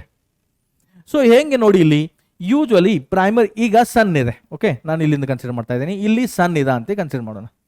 ಸನ್, that is the main source of energy sun ಇದೆ. ಸೊ ಇಲ್ಲಿ 10,000 ಜೌಲ್ಸ್ ಆಫ್ ಎನರ್ಜಿ ಇದೆ ಪ್ರೈಮರಿ ಪ್ರೊಡ್ಯೂಸರ್ ಹತ್ರ, ಅಂದರೆ ಪ್ಲಾಂಟ್ ಹತ್ರ. ಸೊ 10,000 ಅಂದರೆ ಅದರ 1% ಎಷ್ಟಾಯಿತು? 10 lakh. Okay, 10 lakh joules of energy sun produce ಮಾಡ್ತಿದ್ದಾರೆ. ಸನ್, ಸೂರ್ಯನಿಂದ ಬರುವಂಥ ಎನರ್ಜಿ ಎಷ್ಟಿದೆ? 10 ಲಕ್ಷ ಜೌಲ್ಸ್ಗಳಷ್ಟು ಎನರ್ಜಿ ಪ್ರೊಡ್ಯೂಸ್ ಆಗ್ತಾ ಇದೆ. ಅದರಲ್ಲಿ ಕೇವಲ 1% ಮಾತ್ರ ಪ್ಲಾಂಟ್ಸ್ ಫೋಟೋಸಿಂಥೆಸಿಸ್ಗಾಗಿ ಬಳಸ್ಕೊಳ್ಳುತ್ತೆ. ಉಳಿದೆಲ್ಲ ಸನ್ಲೈಟ್ ಎನರ್ಜಿ ವೇಸ್ಟ್ ಆಗುತ್ತೆ. ಸೊ 10 ಲ್ಯಾಕ್ನ 1% ಎಷ್ಟಾಯಿತು? 10,000 ಜೌಲ್ಸ್ ಆಫ್ ಎನರ್ಜಿ ಆಯಿತು. ನೆಕ್ಸ್ಟ್, ಇದರಿಂದ ಎಷ್ಟು ಟ್ರಾನ್ಸ್ಫರ್ ಆಗುತ್ತೆ? Only 10%, according to 10% law of energy transfer. So ಇಲ್ಲಿ ಪ್ರೈಮರಿ ಕನ್ಸ್ಯೂಮರ್ಸ್ಗೆ 1000 ಜೌಲ್ಸ್ ಸಿಕ್ತು, ಇಲ್ಲಿಂದ ಓನ್ಲಿ 10%. ಸೊ ಅಲ್ಲಿ 100 ಜೌಲ್ಸ್, ಇಲ್ಲಿಂದ only 10%, that is a 10 joules. ಈ ರೀತಿ only unidirectional, one trophic level to another trophic level unidirectional flow of energy ಆಗ್ತಾ ಇರುತ್ತೆ. And therefore pyramid of energy is always upright, ಅದು ಯಾವತ್ತೂ ಇನ್ವರ್ಟೆಡ್ ಆಗೋದೇ ಇಲ್ಲ. Next, limitations of ecological pyramid ಅಂತ ಇಲ್ಲಿ ಕೂಡ ಮೆನ್ಷನ್ ಮಾಡಿದ್ದೀನಿ ನೋಡಿ. What are the limitations of ecological pyramid? ಈ ಪಿರಾಮಿಡ್ಗಳನ್ನ ಸ್ಟಡಿ ಮಾಡುವಾಗ this pyramid they not accommodate the saprophyte. ಈ ಸಾಪ್ರೋಫೈಟ್ ಅನ್ನು ನಾವು ಎಲ್ಲೂ ಕನ್ಸಿಡರ್ ಮಾಡೋದೇ ಇಲ್ಲ. ಎಂತಕ್ಕಂದ್ರೆ the saprophytes are the feed on dead and decaying organic matter of all the trophic levels. So there four ಸಾಪ್ರೋಫೈಟ್ಸ್ ಯಾವುದೇ ಒಂದೇ ಟ್ರಾಪಿಕ್ ಲೆವೆಲ್ ಪರ್ಟಿಕ್ಯುಲರ್ ಆಗಿ ನಾವು ಅದನ್ನು ಕನ್ಸಿಡರ್ ಮಾಡ್ಲಿಕ್ಕೆ ಆಗೋದಿಲ್ಲ. ಎಲ್ಲ ಟ್ರಾಪಿಕ್ ಲೆವೆಲ್ಗೂ ಅವು ಇನ್ವಾಲ್ವ್ ಆಗಿರುತ್ತೆ. So they not accommodate the saprophyte and not consider the food web. ಇಲ್ಲಿ ಎಕಾಲಜಿಕಲ್ ಪಿರಾಮಿಡ್ ಅನ್ನು ಸ್ಟಡಿ ಮಾಡುವಾಗ ಅಲ್ಲಿ ಫುಡ್ ವೆಬ್ ಅನ್ನು ಕನ್ಸಿಡರ್ ಮಾಡೋದಿಲ್ಲ, ಫುಡ್ ಚೈನ್ ಅನ್ನು ನೋಡ್ತಾರೆ. ಇಲ್ಲ ಫುಡ್ ವೆಬ್ ನೋಡ್ತಾ ಹೋದ್ರೆ ಅಲ್ಲಿ ಕಾಂಪ್ಲೆಕ್ಸಿಟಿ ಆಗುತ್ತೆ, ಪಿರಾಮಿಡ್ ಡ್ರಾ ಮಾಡಲಿಕ್ಕೆ ಆಗೋದೇ ಇಲ್ಲ. ನೆಕ್ಸ್ಟ್ ಇಲ್ಲಿ ನೋಡಿ, NCERT ಬುಕ್ ಅನ್ನು ನೀವು ಓಪನ್ ಮಾಡಿದ್ದೆ ಆದರೆ ಅಲ್ಲಿ ಕೆಲವೊಂದು ಇಮೇಜಸ್ಗಳನ್ನು ಕೊಟ್ಟಿದ್ದಾರೆ ಬೇರೆ ಬೇರೆ ಥರದ ಪಿರಾಮಿಡ್ಗಳಿಗೆ.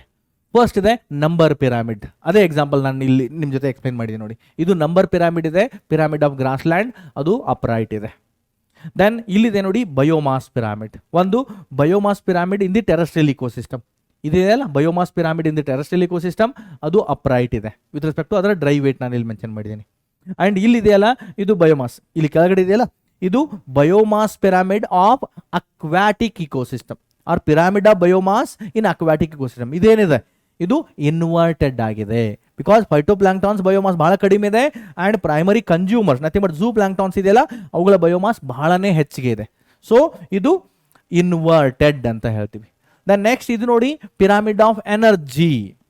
ಇಟ್ ಇಸ್ ಆಲ್ವೇಸ್ ಅಪ್ರೈಟ್ ಆಗಿರುತ್ತೆ. Pyramid of energy is always upright. ಇಲ್ಲಿ ನೋಡಿ ಸನ್ಲೈಟ್ ಇಂದ 10 lakh kilojoules of energy release ಆಗಿದ್ರೆ ಅಲ್ಲಿ ಪ್ರೈಮರಿ ಪ್ರೊಡ್ಯೂಸರ್ಸ್ ಅಥವಾ ಪ್ಲಾಂಟ್ಸ್ ಅಂತ ಹೇಳ್ತೀವಿ 10,000 ಜೌಲ್ಸ್ ಆಫ್ ಎನರ್ಜಿ ಮಾತ್ರ ಸಿಗ್ತಾ ಇದೆ.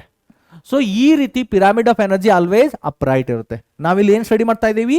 Ecological pyramid. ಒಂದು ಕಾನ್ಸೆಪ್ಟ್ ನೆನ್ಪಿಟ್ಕೊಳ್ಳಿ, don't get confusion with the age pyramid and ecological pyramid.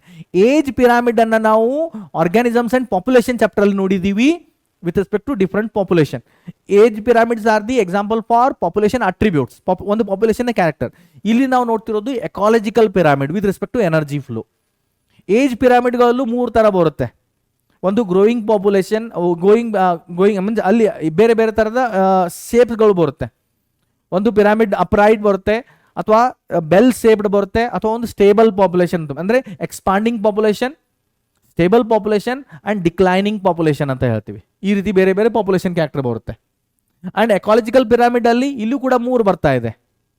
ಇಲ್ಲೂ ಕೂಡ 3 on the basis of what criteria will follow. Pyramid of number, pyramid of biomass and pyramid of energy. And pyramid shape ಹೆಂಗಿರುತ್ತೆ ಇಲ್ಲಿ, ಅಲ್ಲಿ ಹೆಂಗೆ ಬರ್ತಾ ಇತ್ತು? ಒಂದು pyramid shape or bell shaped or it is A earn shaped pyramid ಅಂತ ಅಲ್ಲಿ ಬೇರೆ ಬೇರೆ 3 ಥರ ಶೇಪ್ ಬರ್ತಾ ಇದೆ. ಇಲ್ಲಿ ಹೆಂಗೆ ಬರುತ್ತೆ? Upright, inverted and spindle shaped pyramid ಅಂತ ಬರ್ತಾ ಇರುತ್ತೆ. ಓಕೆ, ಸೊ ಇದನ್ನ ಕನ್ಫ್ಯೂಸ್ ಮಾಡ್ಕೊಳ್ಬೇಡಿ. ನೆಕ್ಸ್ಟ್ ನಾವು ನೋಡೋಣ, that is a nutrient cycle or biogeochemical cycle. It is the 4th function of ecosystem. Ecosystem ಅಲ್ಲಿ 4 ಫಂಕ್ಷನ್ ಇದೆ. 4ನೇ ಫಂಕ್ಷನ್ ಇದು nutrient cycle or biogeochemical cycle ಅಂತ ಹೇಳಿ. ಈ ನ್ಯೂಟ್ರಿಯೆಂಟ್ ಸೈಕಲ್ ಅನ್ನ ಮೇನ್ಲಿ ನಾವು 2 ಗ್ರೂಪ್ ಆಗಿ ವಿಂಗಡಣೆ ಮಾಡ್ತೀವಿ. They are categorised mainly into 2 groups.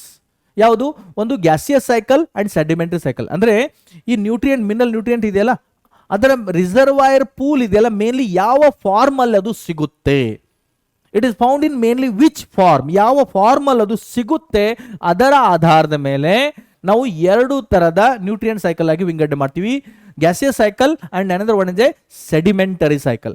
Gaseous ಸೈಕಲ್ಗೆ ಎಕ್ಸಾಂಪಲ್ ಇದೆ nitrogen cycle, carbon cycle, oxygen cycle, hydrogen cycle. Nitrogen purely gaseous form ಅಲ್ಲಿ ಸಿಗುತ್ತೆ. ಕಾರ್ಬನ್ ಇದು ಕೂಡ ಗ್ಯಾಸಿಯಸ್ ಫಾರ್ಮ್. ಆಕ್ಸಿಜನ್ ಇದು ಗ್ಯಾಸಿಯಸ್ ವಾಟರ್ ಫಾರ್ಮ್ ಅಲ್ಲಿ ಸಿಗುತ್ತೆ. ಹೈಡ್ರೋಜನ್ ಇದು ಕೂಡ ಗ್ಯಾಸ್ ಆರ್ ವಾಟರ್ ಫಾರ್ಮ್ ಅಲ್ಲಿ, ಎಸ್ಪೆಷಲಿ ಆರ್ಗ್ಯಾನಿಸಮ್ಸ್ಗಳಿಗೆ ಇದು ವಾಟರ್ ಫಾರ್ಮ್ ಅಲ್ಲಿ ಸಿಗ್ತಾ ಇರುತ್ತೆ.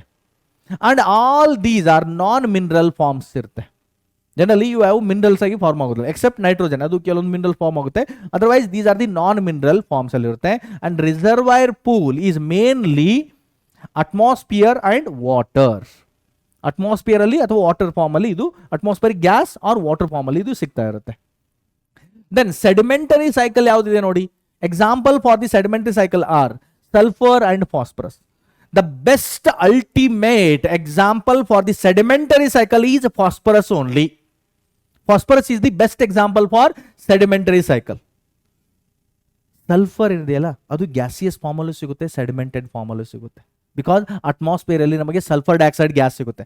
But actually sulphur reservoir pool, natural reservoir pool of the sulphur in this planet earth which is used by the animals is sedimented form ಅಲ್ಲಿ soil ಅಲ್ಲೇ ಸಿಗುತ್ತೆ, ಅದೇ ಡೈರೆಕ್ಟ್ ಆಗಿ ಯೂಸ್ ಮಾಡುತ್ತೆ. ಸೊ ಇದನ್ನ ಸೆಡಿಮೆಂಟರಿ ಸೈಕಲ್ ಅಲ್ಲಿ ಕನ್ಸಿಡರ್ ಮಾಡ್ತೀವಿ as per the NCERT ನಾನು ಹೇಳ್ತಾ ಇದ್ದೀನಿ. And these are mineral nutrient form ಅಲ್ಲಿ ಇದು ಅವೈಲೇಬಲ್ ಇರುತ್ತೆ. And reservoir pool is earth crust or lithosphere ಅಲ್ಲಿ ಸಿಗುತ್ತೆ. ಇಲ್ಲಿ ಅಡಿಷನಲ್ ಪಾಯಿಂಟ್ ಬರ್ದಿದೆ ನೋಡಿ, sulphur is example for both gaseous and sedimentary form. Sulphur ಇದೆಯಲ್ಲ, ಇದು ಗ್ಯಾಸಿಯಸ್ ಫಾರ್ಮ್ ಅಲ್ಲೂ ಸಿಗುತ್ತೆ ಅಟ್ಮಾಸ್ಫಿಯರ್ ಅಲ್ಲಿ, ಅಂಡ್ ಸೆಡಿಮೆಂಟೆಡ್ ಫಾರ್ಮ್ ಅಲ್ಲಿ, ರಾಕ್ ಫಾರ್ಮ್ ಅಲ್ಲಿ, ಅರ್ತ್ ಕ್ರಸ್ಟ್ ಅಲ್ಲಿ, ಸೆಡಿಮೆಂಟೆಡ್ ಫಾರ್ಮ್ ಅಲ್ಲೂ ಕೂಡ ನಮಗೆ ಸಾಯಿಲ್ ಅಲ್ಲಿ ಸಿಗ್ತಾ ಇರುತ್ತೆ. ನೆಕ್ಸ್ಟ್, ಈ ಸೈಕಲ್ಸ್ ಇದೆಯಲ್ಲ, ಆಸ್ ಬರ್ ದ NCERT ನಾವು 2 ಸೈಕಲ್ಸ್ಗಳನ್ನು ನೋಡಬೇಕಾಗಿದೆ. ಒಂದು ಕಾರ್ಬನ್ ಸೈಕಲ್, ಇನ್ನೊಂದು phosphorus cycle. Carbon cycle is the example for gaseous cycle and phosphorus is the example for sedimentary cycle. ಆ 2 ಸೈಕಲ್ಸ್ ಅನ್ನ ನೋಡೋಣ. ಕೆಲವೊಂದು ಡೀಟೇಲ್ಸ್ ನೋಡೋಣ ಕಾರ್ಬನ್ ಬಗ್ಗೆ. Carbon constitute about 49% of dry weight of organism. ಆರ್ಗ್ಯಾನಿಸಮ್ಸ್ನ 49% of dry weight ಇದೆಯಲ್ಲ, ಅದು carbon ಇಂದ ಆಗಿರುತ್ತೆ. ಈ ಪ್ರತಿಯೊಂದು ಈ ಆನ್ ಅನ್ ಎವರೇಜ್ ಹೇಳ್ತಾ ಇದ್ದೀನಿ. 49% ಆಫ್ ಡ್ರೈ ವೇಟ್ ಯ biomass of an organism is mainly made up of carbon only. And global carbon dioxide concentration ನೋಡಿದರೆ, ಈ ಬಯೋಸ್ಪಿಯರ್ ಅರ್ತ್ ಇದೆ, ಓಕೆ, ಬಯೋಸ್ಪಿಯರ್ ಅರ್ತ್ ಇದೆ, ಪ್ಲಾನೆಟ್ ಅರ್ತ್ ಇದೆ, ಅದರಲ್ಲಿ 29% of carbon we get in the atmosphere and 71% of carbon we see in the oceans. Because ಈ planet earth ಇದೆಯಲ್ಲ, 3/4 of this planet Earth is made up of oceans only, and maximum organisms, especially in the form of animals, we get more animals in the water body only, in the oceans only. So ಪ್ರತಿಯೊಂದು animal ಇದ್ರೆ ಅದರಲ್ಲಿ carbon ಇದ್ದೇ ಇರುತ್ತೆ, in the form of carbon dioxide or any other molecules. Carbon ಇದ್ದೇ ಇರುತ್ತೆ. ಈಗ carbon, ನಮ್ಮ ಬಾಡಿಯಲ್ಲಿ ಕಾರ್ಬೋಹೈಡ್ರೇಟ್ ಇದೆ, ಕಾರ್ಬನ್ ಇರುತ್ತೆ, ಪ್ರೋಟೀನ್ ಇದೆ, ಕಾರ್ಬನ್ ಇರುತ್ತೆ, ಲಿಪಿಡ್ ಇದೆ, ಕಾರ್ಬನ್ ಇರುತ್ತೆ, ನ್ಯೂಕ್ಲಿಕ್ ಆಸಿಡ್ ಇದೆ, ಅದರಲ್ಲೂ ಕೂಡ ಕಾರ್ಬನ್ ಇದ್ದೇ ಇರುತ್ತೆ. Each and every organic matter is made up of carbon. Next, global carbon dioxide fixation by the photosynthesis. ಪ್ರತಿ ವರ್ಷ ಫೋಟೋಸಿಂಥಸಿಸ್ ಇಂದ ಎಷ್ಟು ಕಾರ್ಬನ್ ಡೈಆಕ್ಸೈಡ್ ಫಿಕ್ಸೇಷನ್ ಆಗುತ್ತೆ? That is 4 × 10⁻13 kilogram per year carbon dioxide fixation ಆಗುತ್ತೆ. Global carbon dioxide fixation is about ಎಷ್ಟು? 4 × 10⁻13 kilogram per year carbon dioxide fixation ಆಗ್ತಾ ಇದೆ by the photosynthesis process. ಮತ್ತೆ ಇಲ್ಲಿ ಕಾರ್ಬನ್ ಯಾವ ರೀತಿ ಸೈಕ್ಲಿಕ್ ಫಾರ್ಮ್ ಅಲ್ಲಿ ಮೂವ್ ಆಗ್ತಾ ಇರುತ್ತೆ? Atmosphere to soil, then animals body, ಅದು ತೋರಿಸಿದ್ದಾರೆ ನೋಡಿ. ಅಟ್ಮಾಸ್ಫೆರಿಕ್ ಕಾರ್ಬನ್ ಡೈಆಕ್ಸೈಡ್ ಇದೆ ಇಲ್ಲಿ. This is the atmospheric carbon dioxide. Okay, so atmospheric carbon dioxide ಏನಾಗ್ತಾ ಇದೆ ನೋಡಿ, plants they fix the atmospheric carbon dioxide during the photosynthesis. So ಈ plants ಬಾಡಿಯಲ್ಲಿ ಅದು ಫಿಕ್ಸ್ ಆಗ್ತಾ ಇದೆ. ಪ್ಲಾಂಟ್ಸ್ ಅಥವಾ ಹರ್ಬ್ಸ್ ಇದೆಯಲ್ಲ, ಅವುಗಳ ಬಾಡಿಯಲ್ಲಿ ಅದು ಫಿಕ್ಸ್ ಆಗ್ತಾ ಇದೆ. ದೆನ್ ಅಷ್ಟೇ ಅಲ್ಲ, ಈ ಪ್ಲಾಂಟ್ಸ್ಗಳನ್ನ ಏನು ತಿನ್ನುತ್ತೆ? ದಟ್ ಇಸ್ ಅನಿಮಲ್ಸ್ ಇದೆ. ಅನಿಮಲ್ಸ್ ಈ ಪ್ಲಾಂಟ್ಸ್ ಅನ್ನ ತಿಂತಾ ಇದೆ. ಸೊ ಕಾರ್ಬನ್ ಅನಿಮಲ್ಸ್ ಬಾಡಿಯಲ್ಲಿ ಟ್ರಾನ್ಸ್ಫರ್ ಆಗ್ತಾ ಇದೆ. ಆರ್ ಅಷ್ಟೇ ಅಲ್ಲ, ಈ ಪ್ಲಾಂಟ್ಸ್ ಅಥವಾ ಅನಿಮಲ್ಸ್ ಬಾಡಿ ಅಲ್ಲಿ ಬರ್ನ್ ಆಗ್ತಾ ಇದ್ರೆ ಅಥವಾ ಪ್ಲಾಂಟ್ ಕಟ್ ಮಾಡ್ತಾ ಇದ್ರೆ ಅದರಿಂದ flame generate, burning of forest ಅಥವಾ ಫಾರೆಸ್ಟ್ ವುಡ್ ಅಥವಾ ಅನಿಮಲ್ ಬಾಡಿ ಅಲ್ಲಿ ಸತ್ತೋಗ್ತಾ ಇದ್ರೆ, ಡೆಬ್ರೀಸ್ ಇದೆ, ಅದು ಕೂಡ ಕಾರ್ಬನ್ ಮತ್ತೆ ಅಟ್ಮಾಸ್ಫಿಯರ್ಗೆ ರಿಲೀಸ್ ಆಗ್ತಾ ಇದೆ. ಬಹಳಷ್ಟು ಇಂಡಸ್ಟ್ರೀಸ್ ಅಥವಾ ಆಟೋಮೊಬೈಲ್ಸ್ ಇದೆಯಲ್ಲ, ಇವುಗಳು ಕೂಡ ಫಾಸಿಲ್ ಫ್ಯೂಯಲ್ಸ್ ಕಂಬಷನ್ ಇಂದ ಅಲ್ಲಿ ಕಾರ್ಬನ್ ಅನ್ನ ಮತ್ತೆ ಅಟ್ಮಾಸ್ಫಿಯರ್ಗೆ ರಿಲೀಸ್ ಮಾಡ್ತಾ ಇದೆ. ಅಷ್ಟೇ ಅಲ್ಲ, ಇನ್ ವಾಟರ್ ಬಾಡಿಯಲ್ಲಿ ಫೈಟೋಪ್ಲಾಂಕ್ಟನ್ಸ್ ಇರುತ್ತೆ, ಅವುಗಳು ಕೂಡ ಫೋಟೋಸಿಂಥಸಿಸ್ ಮುಖಾಂತರ ವಾಟರ್ ಬಾಡೀಸ್ ಅಲ್ಲಿ ಕಾರ್ಬನ್ ಅನ್ನು ಫಿಕ್ಸ್ ಮಾಡುತ್ತೆ. ಅವುಗಳ ಡೆತ್ ಆದರೆ ಅದು ಡಿಕೇಯಿಂಗ್ ಆರ್ಗ್ಯಾನಿಕ್ ಮ್ಯಾಟರ್ ಆಗಿ ಅಲ್ಲಿ ಸಾಯಿಲ್ ಅಲ್ಲಿ ಸ್ಟೋರ್ ಆಗುತ್ತೆ. ಅಷ್ಟೇ ಅಲ್ಲ, ಡೆಟ್ರಿಟಸ್ ಇರುತ್ತೆ ಅಥವಾ ಡಿಕೇಯಿಂಗ್ ಆರ್ಗ್ಯಾನಿಕ್ ಮ್ಯಾಟರ್, ಅದರಿಂದನೂ ಕೂಡ ಕಾರ್ಬನ್ ರಿಲೀಸ್ ಆಗ್ತಾ ಇರುತ್ತೆ. ಸೊ ಈ ರೀತಿ ಕಾರ್ಬನ್ ಇದೆಯಲ್ಲ, soil to atmosphere, atmosphere to soil or organic body to again atmosphere, ಈ ರೀತಿ ಮೂವ್ಮೆಂಟ್ ಆಗ್ತಾ ಇರುತ್ತೆ. So that we can set is about the carbon cycle ಅಂತ ಹೇಳ್ತೀವಿ. ನೆಕ್ಸ್ಟ್ ನೋಡಿ, ಫಾಸ್ಫರಸ್ ಸೈಕಲ್. ಫಾಸ್ಫರಸ್ ಸೈಕಲ್ ಏನಿದೆ, it is example for sedimentary cycle ಅಂತ ಹೇಳ್ತೀವಿ. ದೆನ್ ಇದರ ರಿಸರ್ವಾಯರ್ ಪೂಲ್ ಮೇನ್ಲಿ ಇದು ಎಲ್ಲಿ ನಮಗೆ ಸಿಗುತ್ತೆ ನೋಡಿ, it is in earth crust and it is not found in the gaseous form. Phosphorus ನಮಗೆ ಗ್ಯಾಸಿಯಸ್ ಫಾರ್ಮ್ ಅಲ್ಲಿ ಸಿಗೋದೇ ಇಲ್ಲ. ಸೊ ಫಾಸ್ಫರಸ್ ಸೈಕಲ್ ಹೆಂಗೆ ಕೆಲಸ ಮಾಡುತ್ತೆ ನೋಡಿ, ಯೂಶುವಲಿ ರಾಕ್ ಅಂಡ್ ಮಿನರಲ್ಸ್ ಅಲ್ಲಿ ಫಾಸ್ಫರಸ್ ಸ್ಟೋರ್ಡ್ ಆಗಿದೆ. ರಾಕ್ ಅಂಡ್ ಮಿನರಲ್ಸ್ ಫಾರ್ಮ್ ಅಲ್ಲಿ ಅರ್ತ್ ಕ್ರಸ್ಟ್ ಅಲ್ಲಿ ಫಾಸ್ಫರಸ್ ಸ್ಟೋರ್ಡ್ ಆಗಿದೆ. ಸೊ ಅದರ ವಿದರಿಂಗ್ ಆಯ್ತಂದ್ರೆ, ವಾಟರ್ ಜೊತೆ ಮಿಕ್ಸ್ ಆಗಿ ಅದು ವಿದರಿಂಗ್ ಆಯ್ತಂದ್ರೆ ಅದು ಸಾಯಿಲ್ ಸೊಲ್ಯೂಷನ್ ಆಗಿ ಫಾರ್ಮೇಷನ್ ಆಗುತ್ತೆ. ಈ ಸಾಯಿಲ್ ಸೊಲ್ಯೂಷನ್ ಇದೆಯಲ್ಲ, ವಾಟರ್ ಜೊತೆ ಮಿಕ್ಸ್ ಆದದ್ದು, it is absorbed by the producers, nothing but plants. ಅದು ಮಿನರಲ್ ನ್ಯೂಟ್ರಿಯೆಂಟ್ ಆಗಿ ಅದನ್ನ ಅಬ್ಸಾರ್ಬ್ ಮಾಡ್ಕೊಳ್ಳುತ್ತೆ. ಕೆಲವೊಂದು ಸಾಯಿಲ್ ಸೊಲ್ಯೂಷನ್ ರನ್ ಆಫ್ ಆಗಿ ಮತ್ತೆ ಅರ್ತ್ ಕ್ರಸ್ಟ್ಗೆ ಎಂಟರ್ ಆಗುತ್ತೆ. ಓಕೆ, ದೆನ್ ಈ ಪ್ಲಾಂಟ್ಸ್ ಇದೆಲ್ಲ, plants are eaten by the consumers. Consumers ಅವಾಗ ಡೆತ್ ಆಯ್ತಂದ್ರೆ ಡೆಟ್ರಿಟಸ್ ಬಾಡಿಯಲ್ಲಿ ಆ ಫಾಸ್ಫರಸ್ ಎಂಟರ್ ಆಗುತ್ತೆ, ಡೆಟ್ರಿಟಸ್ ಇಂದ ಮತ್ತೆ ಅದು ಸಾಯಿಲ್ ಸೊಲ್ಯೂಷನ್ ಆಗುತ್ತೆ. ಅಷ್ಟೇ ಅಲ್ಲ, ಕೆಲವೊಂದ್ಸಲ ಪ್ಲಾಂಟ್ಸ್ ಡೈರೆಕ್ಟ್ ಆಗಿ ಡೆತ್ ಆದರೆ ಲಿಟರ್ ಫಾಲ್ ಆಗುತ್ತೆ and dead bodies of leaf, dead leaf of the plant R dead parts of the plant, ಅದು ಡೆಟ್ರಿಟಸ್ ಅದನ್ನು ಮತ್ತೆ ಬ್ರೇಕ್ ಡೌನ್ ಮಾಡುತ್ತೆ, ಡಿಕಾಂಪೋಸಿಷನ್ ಆಗುತ್ತೆ, ಮತ್ತೆ ಅದು ಸಾಯಿಲ್ ಸೊಲ್ಯೂಷನ್ ಆಗುತ್ತೆ. ಈ ರೀತಿ ಫಾಸ್ಫರಸ್ ಸೈಕಲ್ ರನ್ ಆಗ್ತಾ ಇರುತ್ತೆ. And generally we won't get this phosphorus in the gaseous form. Therefore the phosphorus cycle is the best example for sedimentary cycle anta heltivi. Next nodona, ecological succession. Ecological succession andre enu, one form inda innondu form ge convert agodu anta.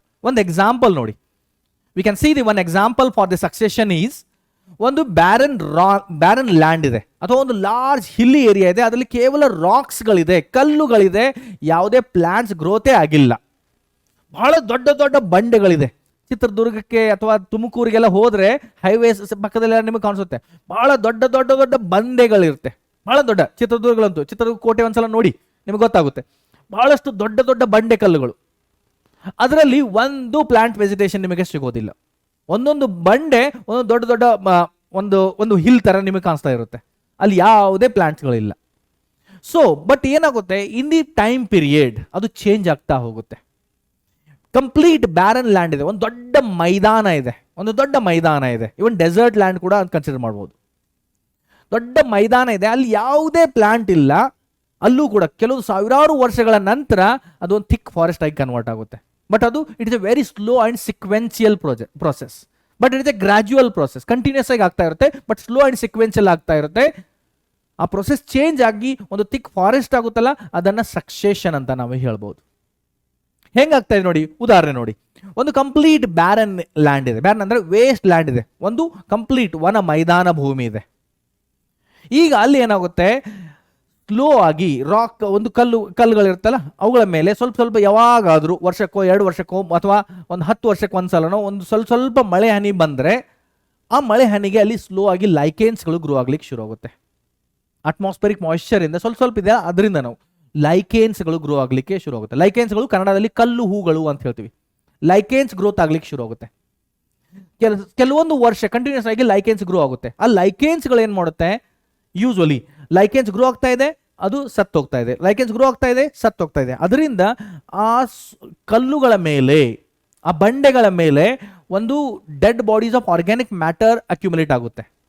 ಮತ್ತು ಅಷ್ಟೇ ಅಲ್ಲ, lichens ಕೆಲವೊಂದು weak ಆಸಿಡ್ಸ್ಗಳನ್ನ secrete ಮಾಡ್ತಿರುತ್ತೆ, carbonic acid, oxalic acid ತರ.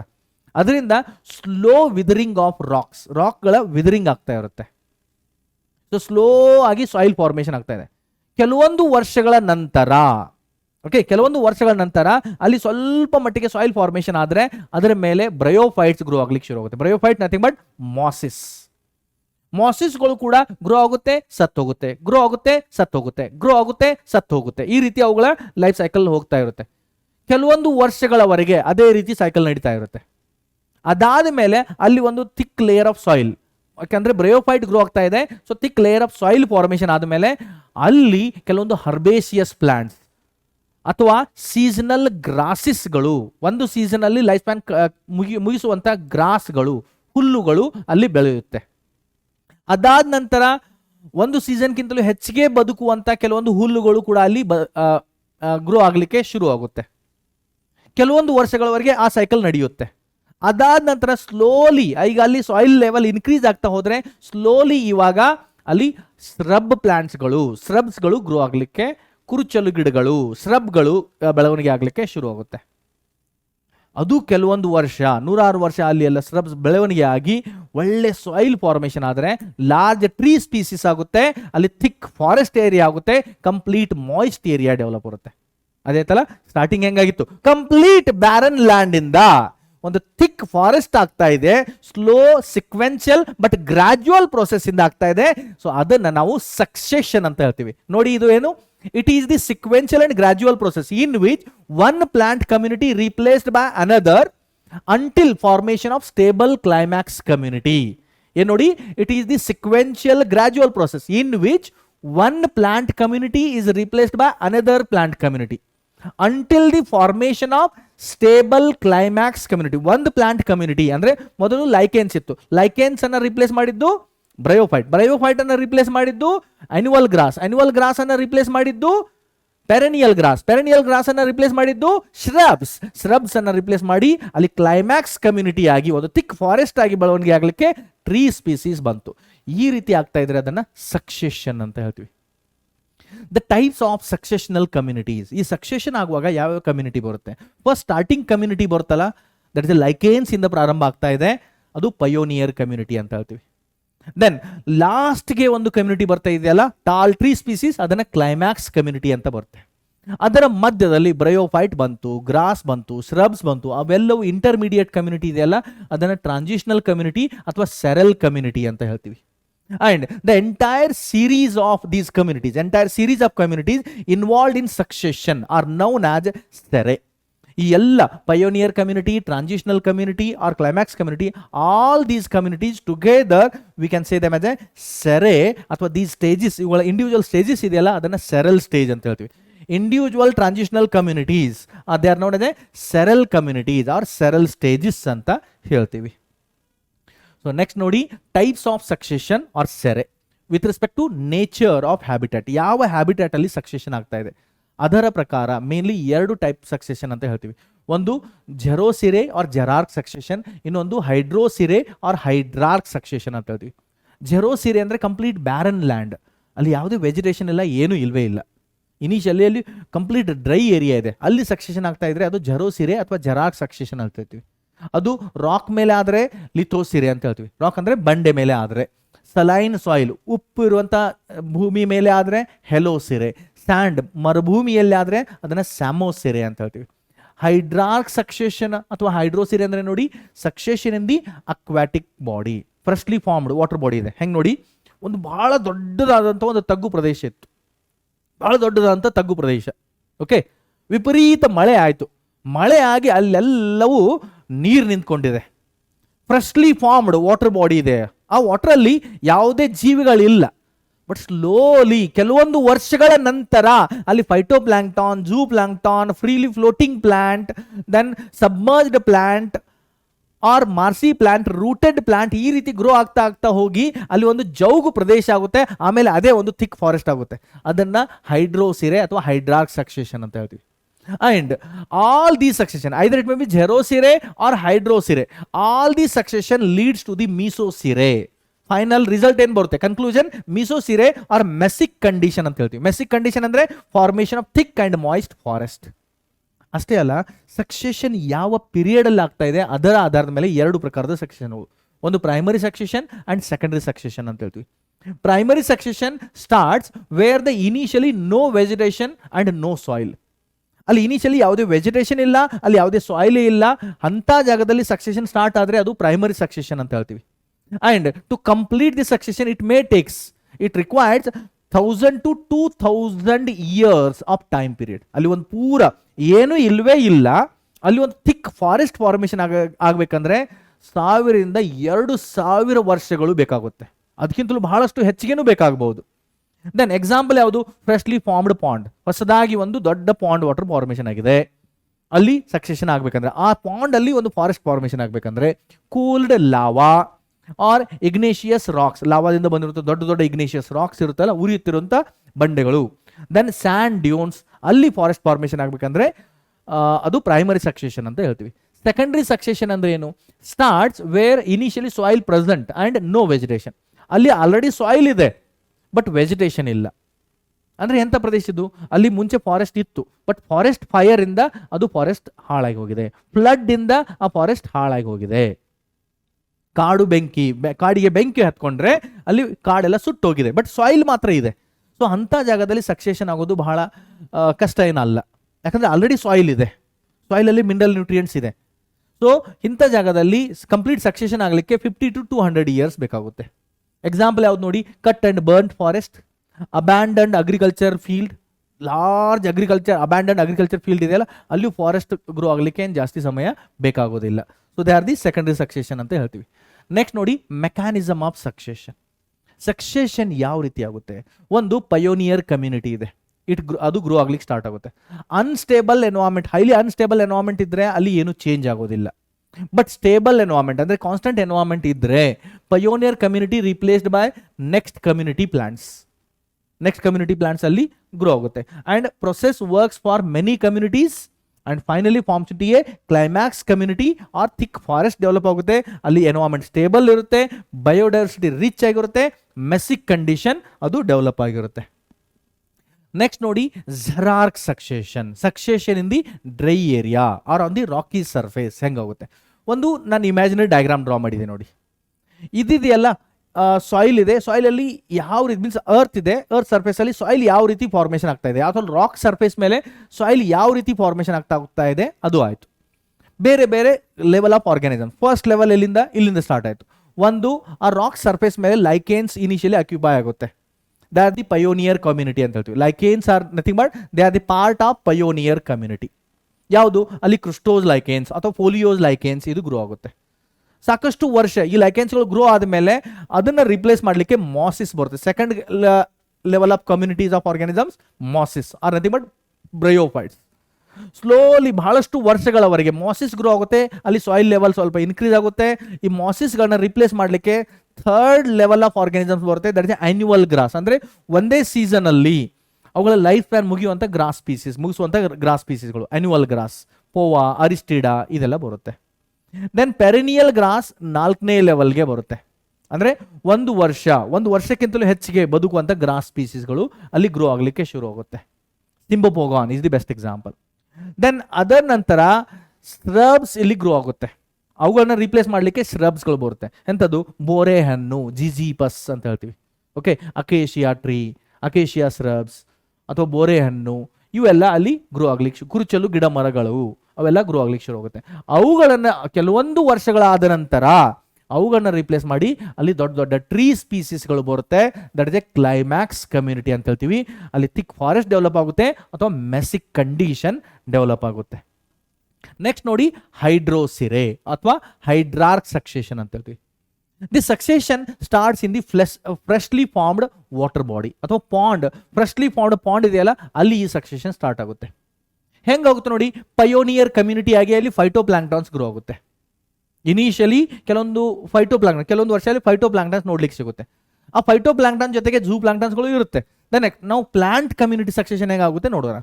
ಅದರ ನಂತರ transitional communities ಅಲ್ಲಿ ಗ್ರೋ ಆಗುತ್ತೆ. ಅದರಲ್ಲಿ ಫಸ್ಟ್ ಸಬ್ಮರ್ಜ್ಡ್ ಹೈಡ್ರೋಫ್ಲೈಟ್ಸ್, ಫೈಟೋಪ್ಲಾಂಕ್ಟಾನ್ಸ್ ಅನ್ನು ರಿಪ್ಲೇಸ್ ಮಾಡಿ ಸಬ್ಮರ್ಜ್ಡ್ ಅಂದ್ರೆ ಕಂಪ್ಲೀಟ್ ನೀರಿನಲ್ಲೇ ಮುಳುಗಿರುವಂಥ ಹೈಡ್ರೋಫೈಟಿಕ್ ಪ್ಲಾಂಟ್ಸ್ಗಳು ಗ್ರೋ ಆಗುತ್ತೆ.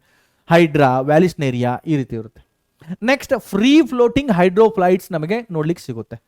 ಫ್ರೀ ಫ್ಲೋಟಿಂಗ್ ಹೈಡ್ರೋಫೈಟ್ಸ್ ಅಂದರೆ ನೀರಿನಲ್ಲಿ ತೇಲುವಂಥ ಗಿಡಗಳು ಅಲ್ಲಿ ನಮಗೆ ನೋಡ್ಲಿಕ್ಕೆ ಸಿಗುತ್ತೆ. ಪಿಸ್ಟಿಯಾ, ಉಲ್ಫಿಯಾ ಈ ರೀತಿ ಆಯಿತು. The next read swamp stage R ಅಂಫಿವಿಯಸ್ plants. ಅಂಫಿವಿಯಸ್ plants ಅಂದ್ರೇನು? ಅವುಗಳ ಬೇರು ನೆಲದಲ್ಲಿದೆ, ಪ್ಲಾಂಟ್ ಪಾರ್ಟ್ ನೀರಿನಲ್ಲಿದೆ, ಕೆಲವೊಂದು ಪ್ಲಾಂಟ್ ಪಾರ್ಟ್ ನೀರು ಬಿಟ್ಟು ಮೇಲ್ಗಡೆ ಬಂದಿದೆ, ಅದು ಟೆರೆಸ್ಟ್ರಿಯಲ್ ಪಾರ್ಟ್ ಆಗಿದೆ. ಈ ರೀತಿ ರೀಡ್ ಸಾಮ್ ಸ್ಟೇಜ್ ಈ ಅಂಫಿಬಿಯಸ್ ಪ್ಲಾಂಟ್ಸ್ ಆಗಿ ಕೆಲವೊಂದು ಗ್ರೋ ಆಗುತ್ತೆ. Typha, Sagittaria they are the example. Marsh meadow stage ಅಂದರೆ ಜೌಗು ಭೂಮಿಯಾಗಿ ಅದು ಕನ್ವರ್ಟ್ ಆಗುತ್ತೆ.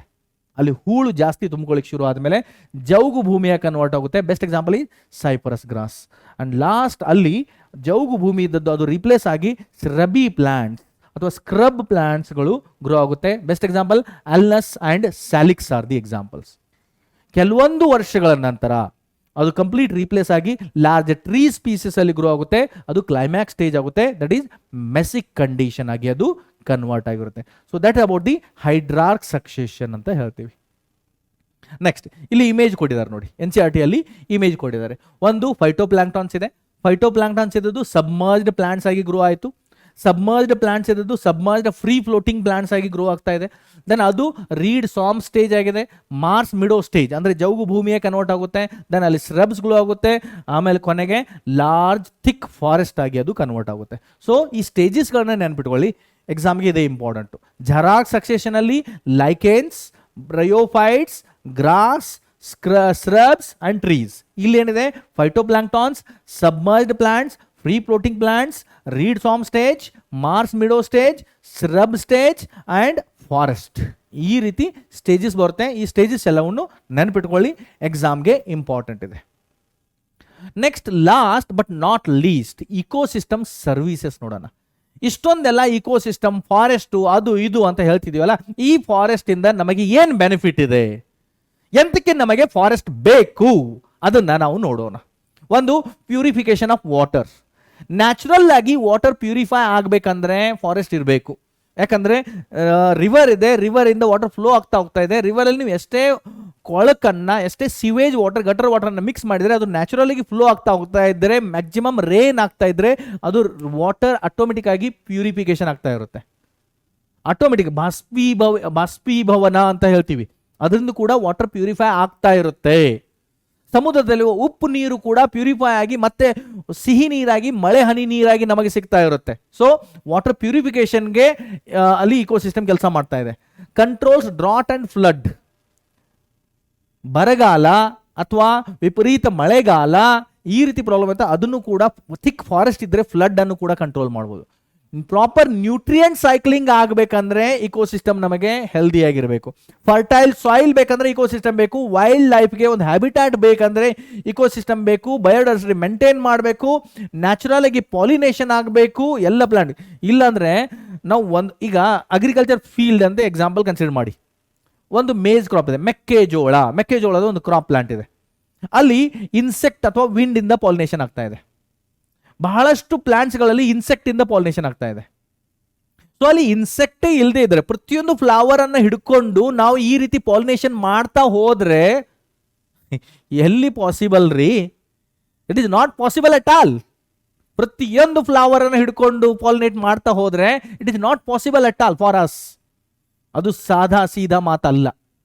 ಅದಕ್ಕಾಗಿ ನ್ಯಾಚುರಲ್ ಆಗಿ ಇಕೋಸಿಸ್ಟಮ್ ಅಲ್ಲಿ ಪಾಲಿನೇಷನ್ ಆಗ್ತಾ ಇದೆ, ಅದೊಂದು ನಾವು ಫ್ರೀ ಆಗಿ ಸಿಗ್ತಾ ಇದೆ. ಅಷ್ಟೇ ಅಲ್ಲ, storage of carbon is the main source for all the organic matter. So carbon storage ಇದೆ ಈ ಪ್ಲಾನೆಟ್ ಅರ್ತ್ ಅಲ್ಲಿ, ಪ್ರೊವೈಡ್ಸ್. ಅಷ್ಟೇ ಅಲ್ಲ, ಥಿಕ್ ಗ್ರೀನ್ ಫಾರೆಸ್ಟ್ ಇದ್ರೆ ನಮಗೊಂದು aesthetic pleasure, cultural values and spiritual values increase ಮಾಡುತ್ತೆ. ನಮ್ಮ ಸುತ್ತಮುತ್ತ ಗ್ರೀನ್ರಿ ಜಾಸ್ತಿ ಇದ್ರೆ ಪೀಸ್ಫುಲ್ ಆಗಿರ್ತೀವಲ್ಲ. ಇಲ್ಲ ಅಂದ್ರೆ ಅದೇ ಕಾಂಕ್ರೀಟ್ ಬಿಲ್ಡಿಂಗ್ಸ್ಗಳು, ಅದೇ ಕಿತ್ತೋದ ಟಾರ್ ರೋಡ್ಸ್ಗಳು, ಅದೇ ಕರ್ರ್ ಅಂತ ಸೌಂಡ್ ಮಾಡ್ತಿರೋಂಥ ವೆಹಿಕಲ್ಸ್ಗಳು, ಇಂಥ ಜನಜಂಗುಳಿಯಲ್ಲಿ ಎಲ್ರಿ ನಮಗೆ ಶಾಂತಿ ಜಾಗದಲ್ಲಿ ಅಶಾಂತಿನೇ ಹೆಚ್ಚಾಗುತ್ತೆ. ಅದಕ್ಕಾಗಿ ಗ್ರೀನ್ರಿ ಇರಬೇಕು, ಪೀಸ್ಫುಲ್ ಇರಬೇಕಂದ್ರೆ ಫಾರೆಸ್ಟ್ ಇರಬೇಕು, ಗಿಡ ಮರಗಳನ್ನ ನೆಡಬೇಕು. ಅಷ್ಟೇ ಅಲ್ಲ, there is one scientist, American scientist, Robert Costanza. He given a price tag to the ecosystem service. ಇದೆಲ್ಲ ಇಕೋಸಿಸ್ಟಮ್ ಸರ್ವಿಸ್ ಇದೆಯಲ್ಲ, ಅವುಗಳಿಗೆ ಒಂದು ಬೆಲೆ, ಒಂದು ಅಂದಾಜು, ಹೈಪೋಥೆಟಿಕಲ್ ಐಡಿಯಾದಲ್ಲಿ ಒಂದು ಬೆಲೆ ಕಟ್ಟಿದ್ದಾರೆ. ಅಂದರೆ ಈಗ ಪಾಲಿನೇಷನ್ ಮಾಡಬೇಕು, ನಾವು ಪ್ರತಿಯೊಂದು ಫ್ಲವರ್ಸನ್ನು ಹಿಡ್ಕೊಂಡು ಪಾಲಿನೇಷನ್ ಮಾಡಬೇಕು. ಅಷ್ಟೇ ಅಲ್ಲ, ನಮಗೆ ಫ್ರೀ ಆಗಿ ಆಕ್ಸಿಜನ್ ಸಿಗ್ತಾ ಇದೆ. ನಾವೆಲ್ಲರೂ ನೋಡಿದ್ದೀವಿ, ಆಕ್ಸಿಜನ್ ಸಿಲಿಂಡರ್ ಯೂಸ್ ಮಾಡಬೇಕಂದ್ರೆ ಎಷ್ಟೊಂದು ಕಾಸ್ಟ್ಲಿ. ಆಕ್ಸಿಜನ್ ಸಿಲಿಂಡರ್ ಪ್ರಾಪರ್ ಆಗಿ ಸಿಗೋದು ಇಲ್ಲ ಇನ್ ಟೈಮಲ್ಲಿ. ವಾಟರ್ ಪರ್ಚೇಸ್ ಮಾಡಿ ಕುಡಿತಾ ಇದ್ದೀವಿ ಇವಾಗ. ಒಂದೊಂದು ಬಾಟಲ್ 1 ಲೀಟರ್ ಬಾಟಲ್ ನೀರಿಗಾಗಿ 10 ರೂಪಿನೋ 20 ರೂಪಿನೋ ಈ ರೀತಿ ಪೇ ಮಾಡ್ತಾ ಇರ್ತೀವಿ. ಈ ರೀತಿ ಪ್ರತಿಯೊಂದು ಸಲ ಸ್ನಾನಕ್ಕೋ ಬಟ್ಟೆ ತೊಳೆಯೋಕ್ಕೋ ಎಲ್ಲಕ್ಕೂ ನಾವು ನೀರಿಗಾಗಿ ಅದು ಪೇ ಮಾಡ್ತಾ ಹೋದರೆ ಎಷ್ಟು ಕಾಸ್ಟ್ ಆಗುತ್ತೆ ನೋಡಿ. ಅದೆಲ್ಲ ನಾವು ಫ್ರೀ ಆಗಿ ಸಿಗ್ತಾ ಇದೆ. The given price tag to the ecosystem services and ನಮಗೆ ಫ್ರೀ ಆಗಿ ಈ ಪ್ಲಾನೆಟ್ ಅರ್ತ್ ಅಲ್ಲಿ ಏನು ನಮಗೆ ಇಕೋಸಿಸ್ಟಮ್ ಸರ್ವಿಸಸ್ ಸಿಗುತ್ತೆಲ್ಲ ಪ್ರತಿ ವರ್ಷಕ್ಕೆ ಎಷ್ಟು ನೋಡಿ, $33 ಟ್ರಿಲಿಯನ್ ಒಂದು ವರ್ಷದ ಕಾಸ್ಟ್ ಹೇಳ್ತಿದ್ದಾರೆ ಇವರು. $33 ಟ್ರಿಲಿಯನ್ ಇದು ಎಷ್ಟಿದೆ? It is almost double global GNP that is $18 trillion. Gross natural productivity, ಆ GDP, ಪ್ರತಿಯೊಂದು ಕಂಟ್ರಿಯ GDP ಅಂತ ಹೇಳ್ತೀವಿ. ಈ ವರ್ಷದ ನಮ್ಮ ದೇಶದ GDP ಅಂತ ಹೇಳ್ತೀವಲ್ಲ, ಅಥವಾ ಗ್ಲೋಬಲ್ GNP ಎಷ್ಟಿದೆ ನೋಡಿ. ಗ್ಲೋಬಲ್ GNP $18 ಟ್ರಿಲಿಯನ್ ಇದೆ. ಅದರ ಆಲ್ಮೋಸ್ಟ್ 2ರಷ್ಟು ಇಕೋಸಿಸ್ಟಮ್ ಸರ್ವಿಸ್ನ ಪ್ರೈಸ್ ಆಗುತ್ತೆ. ಸೊ ಅವರೊಂದು ಕಾಸ್ಟ್ ಟ್ಯಾಗ್ ಅನ್ನ ಕೂಡ ಕೊಟ್ಟಿದ್ದಾರೆ, ಪ್ರೈಸ್ ಟ್ಯಾಗ್ ಅನ್ನ ಕೊಟ್ಟಿದ್ದಾರೆ. ಕಾಸ್ಟ್ ಆಫ್ ಇಕೋಸಿಸ್ಟಮ್ ಸರ್ವಿಸಸ್ ಎಷ್ಟು? ಸಾಯಿಲ್ ಫಾರ್ಮೇಷನ್ಗೆ ಜಾಸ್ತಿ ಅಮೌಂಟ್ ಬೇಕಾಗುತ್ತೆ, ಯಾಕಂದ್ರೆ ಸಾಯಿಲ್ ಫಾರ್ಮೇಷನ್ ಬಹಳ ಸ್ಲೋ ಆಗಿದೆ. ಮತ್ತೆ ಸಾಯಿಲ್ ಫಾರ್ಮೇಷನ್ ಆದ್ರೆ ಮಾತ್ರ ಅಲ್ಲಿ ಸಕ್ಸೆಷನ್ ಪರ್ಫೆಕ್ಟ್ ಆಗಿ ಆಗ್ತಾ ಇರುತ್ತೆ. So soil formation it requires maximum money. ಯಾಕಂದ್ರೆ ಸಾಯಿಲ್ ಫಾರ್ಮೇಷನ್ ಆಗಬೇಕಂದ್ರೆ ಇಲ್ಲಿ ಪ್ಲಾಂಟ್ ಗ್ರೋ ಆಗಬೇಕು, ವಿಂಡ್ ಪ್ರಾಪರ್ ಆಗಿರಬೇಕು, ರೇನ್ ಫಾಲ್ ಪ್ರಾಪರ್ ಆಗಿರಬೇಕು. ದೆನ್ ರೀಕ್ರಿಯೇಷನ್, ಏನಾದರೂ ಅಲ್ಲಿ ಡ್ಯಾಮೇಜ್ ಆದರೆ ಅದರ ರೀಫಾರ್ಮೇಷನ್ ಆಗಬೇಕಲ್ಲ, ಅದು less than 10% it will cost. Nutrient cycling less than 10% it will cost. Climate regulation, ಕ್ಲೈಮೇಟನ್ನು ಪ್ರಾಪರ್ ಆಗಿ ರೆಗ್ಯುಲೇಟ್ ಮಾಡಬೇಕು. ಸಮರ್ ಆದ ತಕ್ಷಣ ಮಳೆಗಾಲನೇ ಬರಬೇಕು, ಮಳೆಗಾಲ ಆದ ತಕ್ಷಣ ಚಳಿಗಾಲನೇ ಬರಬೇಕು. ಈ ರೀತಿ ಪ್ರಾಪರ್ ರೆಗ್ಯುಲೇಷನ್ ಮೇಂಟೈನ್ ಮಾಡಬೇಕಂದ್ರೆ 6% total cost. Then habitat for wild life it is around 6%. So ಈ ರೀತಿ ಅವರು ಪ್ರೈಸ್ ಟ್ಯಾಗನ್ನು ಕೊಟ್ಟಿದ್ದಾರೆ. ಸೊ ಇಲ್ಲಿವರೆಗೆ ನಾವೇನೇನು ಡಿಸ್ಕಸ್ ಮಾಡಿದೀವಲ್ಲ ಅವುಗಳ ಬಗ್ಗೆ ಕೆಲವೊಂದು ಕ್ವಶನ್ಸ್ ನೋಡೋಣ. The major reservoir of carbon on earth is, earth ಅಲ್ಲಿ ಮೇಜರ್ ಕಾರ್ಬನ್ ರಿಸರ್ವಾಯರ್ ಯಾವುದು? ದಟ್ ಇಸ್ ಎ ಓಷಿಯನ್ ಅಂತ ಹೇಳ್ತೀವಿ. Oceans are the major reservoir of carbon on earth. The next, distinguish between grazing food chain and detritus food chain. Grazing food chain ಇದೆಯಲ್ಲ, it is a major conduit of energy flow in the aquatic ecosystem. Detritus food chain is the major source of transfer of energy in the terrestrial ecosystem anta heltivi. Next, give an example of sedimentary cycle. The best example for sedimentary cycle is phosphorus cycle. In aquatic ecosystem, the limiting factor for the productivity is, ಒಂದು water ಬಾಡಿಯಲ್ಲಿ major limiting factor ಯಾವುದು? That is A sunlight.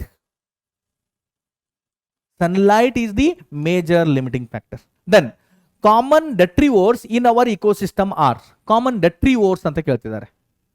ಡೆಟ್ರಿವೋರ್ಸ್ ಅಂದ್ರೆ detritus ಮೇಲೆ feed ಮಾಡುವಂಥವು ಯಾವುದು? earthworm, then termites, etc. earthworm, termites, even ants, etc. So they are the best example for detrivores. Next ನೋಡೋಣ, ಕೆಲವೊಂದು additional information ಕೂಡ ನಾನು ಇಲ್ಲಿ ಮೆನ್ಷನ್ ಮಾಡಿದ್ದೀನಿ ನೋಡಿ. 1 hectare of healthy forest, 1 hectare ಅಂದರೆ 10 ಎಕರ್ಸ್, 10 ಎಕರ್ ಜಮೀನ್ ಸೇರಿ 1 ಹೆಕ್ಟೇರ್ ಆಗುತ್ತೆ. 1 hectare of healthy forest produces 10,000 kilogram of oxygen per year by absorbing 30,000 kilogram of carbon dioxide per year. 30,000 kilogram oxygen carbon dioxide ಅನ್ನು absorb ಮಾಡಿಕೊಂಡು 30,000 kilogram carbon dioxide ಅನ್ನು absorb ಮಾಡಿಕೊಂಡು 10,000 kilogram carbon dioxide produce ಮಾಡುತ್ತೆ ಪ್ಲಾಂಟ್ಸ್ಗಳು 1 hectare land ಅಲ್ಲಿ. Rain shadow area ಅಂತ ಹೇಳ್ತೀವಿ. Rain shadow area ಅಂದ್ರೆ ಯಾವುದು? Due to high mountain or due to high mountain ಅಲ್ಲಿ ಲೆಸ್ ರೈನ್ ಫಾಲ್ ಆಗ್ತಾ ಇರುತ್ತೆ. ಯಾವುದು rain shadow area? Because of the Satpura and Vindhya hills. Because of Satpura and Vindhya hills ಆಯಿತು, ಅಲ್ಲಿ ರಾಜಸ್ಥಾನಲ್ಲಿ ಮಳೆಗಾಲನೇ ಸಿಗೋದಿಲ್ಲ.